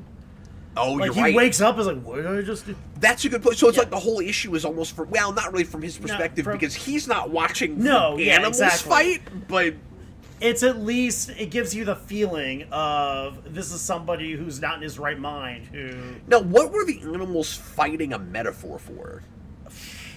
So, my guess is that the bear is supposed to represent Piotr Rasputin and, basically be Russia. And that you've got the lone wolf, the Wolverine. Okay. Because this is the one thing a lot of writers... Because it's not a Sabretooth yet. It's not a Sabretooth. Unless it's foreshadowing? I mean, that's true. But it's not a cat. Not a cat, yeah. I do think it's funny how, like, a lot of writers forget that a Wolverine isn't actually a wolf. Yes, like but... a weasel. Yeah, but he's also Winter Soldier. He is also Winter Soldier, too, yeah. I'm just saying, there's also that. Exactly, yeah. That's cool. Austin, it's weird it's 4 slashes instead of 3. Well, that's part of why I didn't think of the slash thing. Yeah. I mean, it's at least slash. He's stretching. It's evocative. It's evocative. I'm putting my artsy fartsy hat on. I've never heard anyone say the word evocative where it almost sounds like a swear word. It's evocative. Just put spite all in it. When you say it like that, I feel like I have to put a disclaimer warning. Hey, put the kids to bed. We're getting evocative today. Let me read this question from Nicholas Bodo. Is this book a good standalone compared to Ultimates? Yes. Yeah, I think so. And much more so than Ultimates. Yeah. And I would say possibly even over Spider-Man, although I haven't read past that first issue. Yeah. This is a book I think you could come to with no foreknowledge of any of the characters and still kind of catch up what's going on. If you know who... Like, really basic X-Men knowledge is good to be armed with, certainly. Right. I think it's better if you know who the Winter Soldier is and who Wolverine is. I think my first thought when they showed Gambit was, oh, Gambit's our Nick Fury. Oh, yeah. Because especially when he's there with the Defector, Natasha Romanoff. Be a good name for it in X-Men. That would be, yeah, the Defector. Or a villain. Or a villain, yeah. Another, just... But yeah, this is that issue. Yeah. Which, now that I'm looking at it, that's suddenly reminding me of New Mutants. But look, there's a demon bear there. There's a demon bear. I'm not sure what the red eyes are about. Nicholas Bodo, would you say this Wolverine is darker than the mainline Wolverine? Well, yeah, because he's actually being controlled like he was supposed to with Weapon X. Yeah. So he is so far, but we haven't gotten much into his personality yet. And so when we move forward, my worry is he's going to just read like a really generic kind of Wolverine. Yeah, yeah. And, I mean, that's the one thing, too, is... I'm terrified I'm going to have the same thing I did with Ultimates. Yeah. Where I really liked that first arc, and then it lost me immediately after that. I hope this doesn't have that, but it's taking a huge risk in immediately dropping the big draw for this book. Yeah. And, I mean, I think later on in the series, just at least from what I flipped through just afterwards, that you do start having Wolverine who can have like conversations, right? And having a more personable Wolverine does kind of, I think, take away some of the charm of the book. I do too. Yeah, and I don't want to talk in circles, but I also don't know how you would have dragged that on. Yeah, exactly. Too. I mean, it's one of those where when you start off like this full throttle, how do you keep up that momentum? Well, it reads like a really good miniseries. Yeah, exactly. And then everything else after that is just follow-ups to that miniseries. Yeah. I just had this thought, and this is speculation, like, there were 11 issues into this already, so if anybody's read past this, they'll know this already. Yeah. But, do you remember the weird business with the... I think it's all in his head, but the weird business with, like, the grayed out Wolverine that he's fighting? Oh, a little. Where it's like a copy of him? Yeah. Is it possible that there's foreshadowing where we'll somehow do a duplicate version that is still this? Where Logan will, like, we'll have a more traditional Logan with his regular personality, but they will somehow keep this character around? Or bring it in Albert. I wonder if they'll do that. Hey kids, remember Albert? I had trading cards in the 90s. I remember Albert. Like, they could have cloned him. They could do the Logan thing. Exactly, yeah. Like the Logan movie thing. The Logan movie thing, yeah. Which, I don't know. remember when I watched Logan, I was looking at all the details like, yep, his name's Albert! His name's Albert, I remember! That's like the one thing, too, is there are, in this book, there's enough Easter eggs that if you're paying attention, you'll appreciate. And there's enough little bits. Like, I don't think you necessarily have to have an overwhelming amount of X-Men knowledge to read it, but, like, if you do, and you know that they mention, like, Mikhail Rasputin, it's like, all right, that's nice touch. Well, I wouldn't want to get too in the weeds with that, because as an ongoing, it will probably go more in that direction. So far, the first 6 issues, exactly. Like, sure, it kind of just reads like a fun alternate Wolverine story. Yeah. But being part of the larger Ultimate Universe, right? The whole thing is meant to be read armed with the knowledge of what it's supposed to be, which is what sets it apart from the original Ultimate Universe, because their purposes are different. Yeah, exactly. The original Ultimate Universe is rebuild this from the ground up for a new generation, and if you're familiar with these characters, there are interesting and fun bits where it subverts your expectations. But this, from the start, the basic premise of it is, you know where all these people are supposed to be, and they're not allowed to be there, because it's alternate history, like. Yeah, it's almost like a what if the Nazis won kind of story. Yeah, exactly. Where it's like, if the Nazis went after World War II, here's all these American characters that aren't allowed to be who they would have been, right? Yeah, exactly. It's that story. And that's like such a, that alone is such like a tried and true genre too. Like we get, the Wolfenstein games, we get like V for Vendetta in a different, and that's like a little different what you're saying too. Well, that's what's been making this read to me like a real kind of old school sci-fi idea. Now we're trying it with Marvel. Right. It's not exactly that, but it's not exactly that, but it's enough of that. You know what I'm saying, though. Yeah. Oh, for sure. And they're drawing from that, and they're using a lot of similar tropes and storytelling devices too, to actually make this something, at least from what I've read of the new Ultimate line, something that's fairly unique, and something fairly unique as far as even like stuff I've read from Marvel recently too. So. Well, the last thing I'll say about it, just kind of in conclusion, I thought this was quite strong. Yeah. I'm worried that immediately after it will stop having what I was liking about this. About this story. Right. So I will keep reading. Yeah. No. I mean, I'm impressed, and reads quick too. It does. Yeah. Well, I mean, it helps that your protagonist doesn't talk for most of it. Your protagonist doesn't talk, and there's a lot of action. There's a lot of book space that... Slicing and dicing. Yeah, slicing and dicing. This would make for a great video game, by the way. It really would. Look, if they ever get that last Ronin game off the ground, and the dev team's looking for something to do next... Well, there is a Wolverine game coming. I don't know if you saw the trailer for that. Yeah, it's from... I think it's also from the Spider-Man game. It is. Yeah. And it looks too much like those games for my taste. That's fair. People are excited because it looks really violent. Yeah, because Wolverine is like chopping dudes' arms off of that too. There's a lot of that. Yeah. Did you have what I did with issue 5 when we finally get a flashback with Logan and Sabretooth? and they're like sitting around a campfire, and you actually get dialogue from Logan, and it was just really surreal. A little bit, yeah. Like finally seeing him talk at all. Exactly, yeah. It's like that's a different character. That's not him. That's well, especially when he's that was like, real kind of tragic and heartfelt, though. oh, especially when he's like, hey, if I go evil, they get they put me in their program. Kill me. You gotta kill me. And the I Saber's just can't like, kill I you. will, but Try. that'll never. He's like, I'll try, but he's like, Yeah. that'll never happen. Yeah. And then it does. Yeah.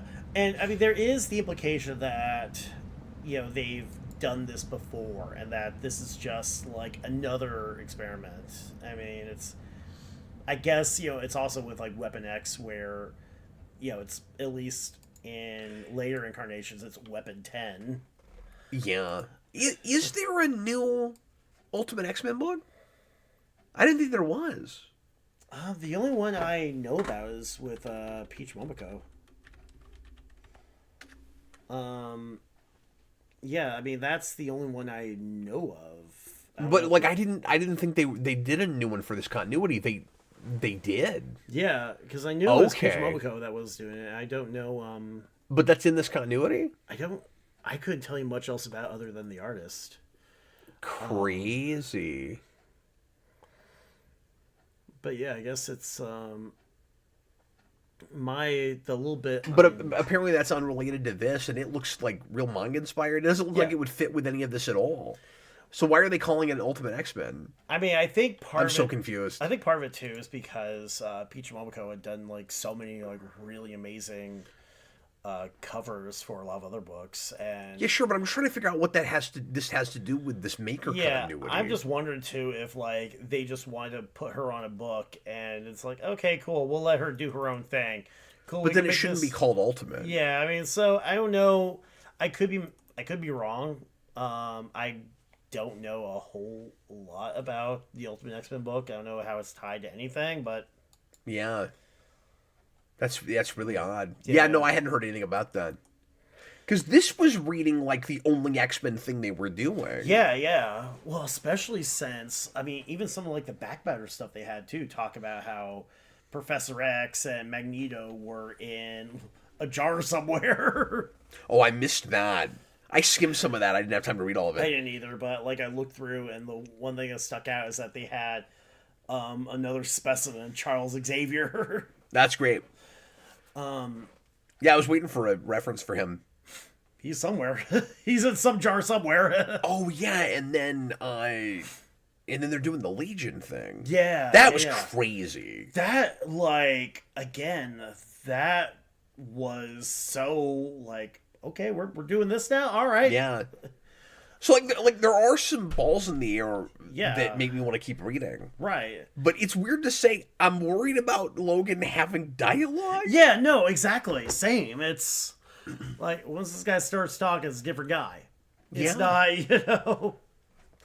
I mean, and you could possibly, again, you could have a silent protagonist. You could have a character who things happen around him, and I mean, G.I. Joe has snake eyes. Yeah, but you can't progress him right now. Yeah, you can't- Like until he finds himself again. Well, Yeah. anyway.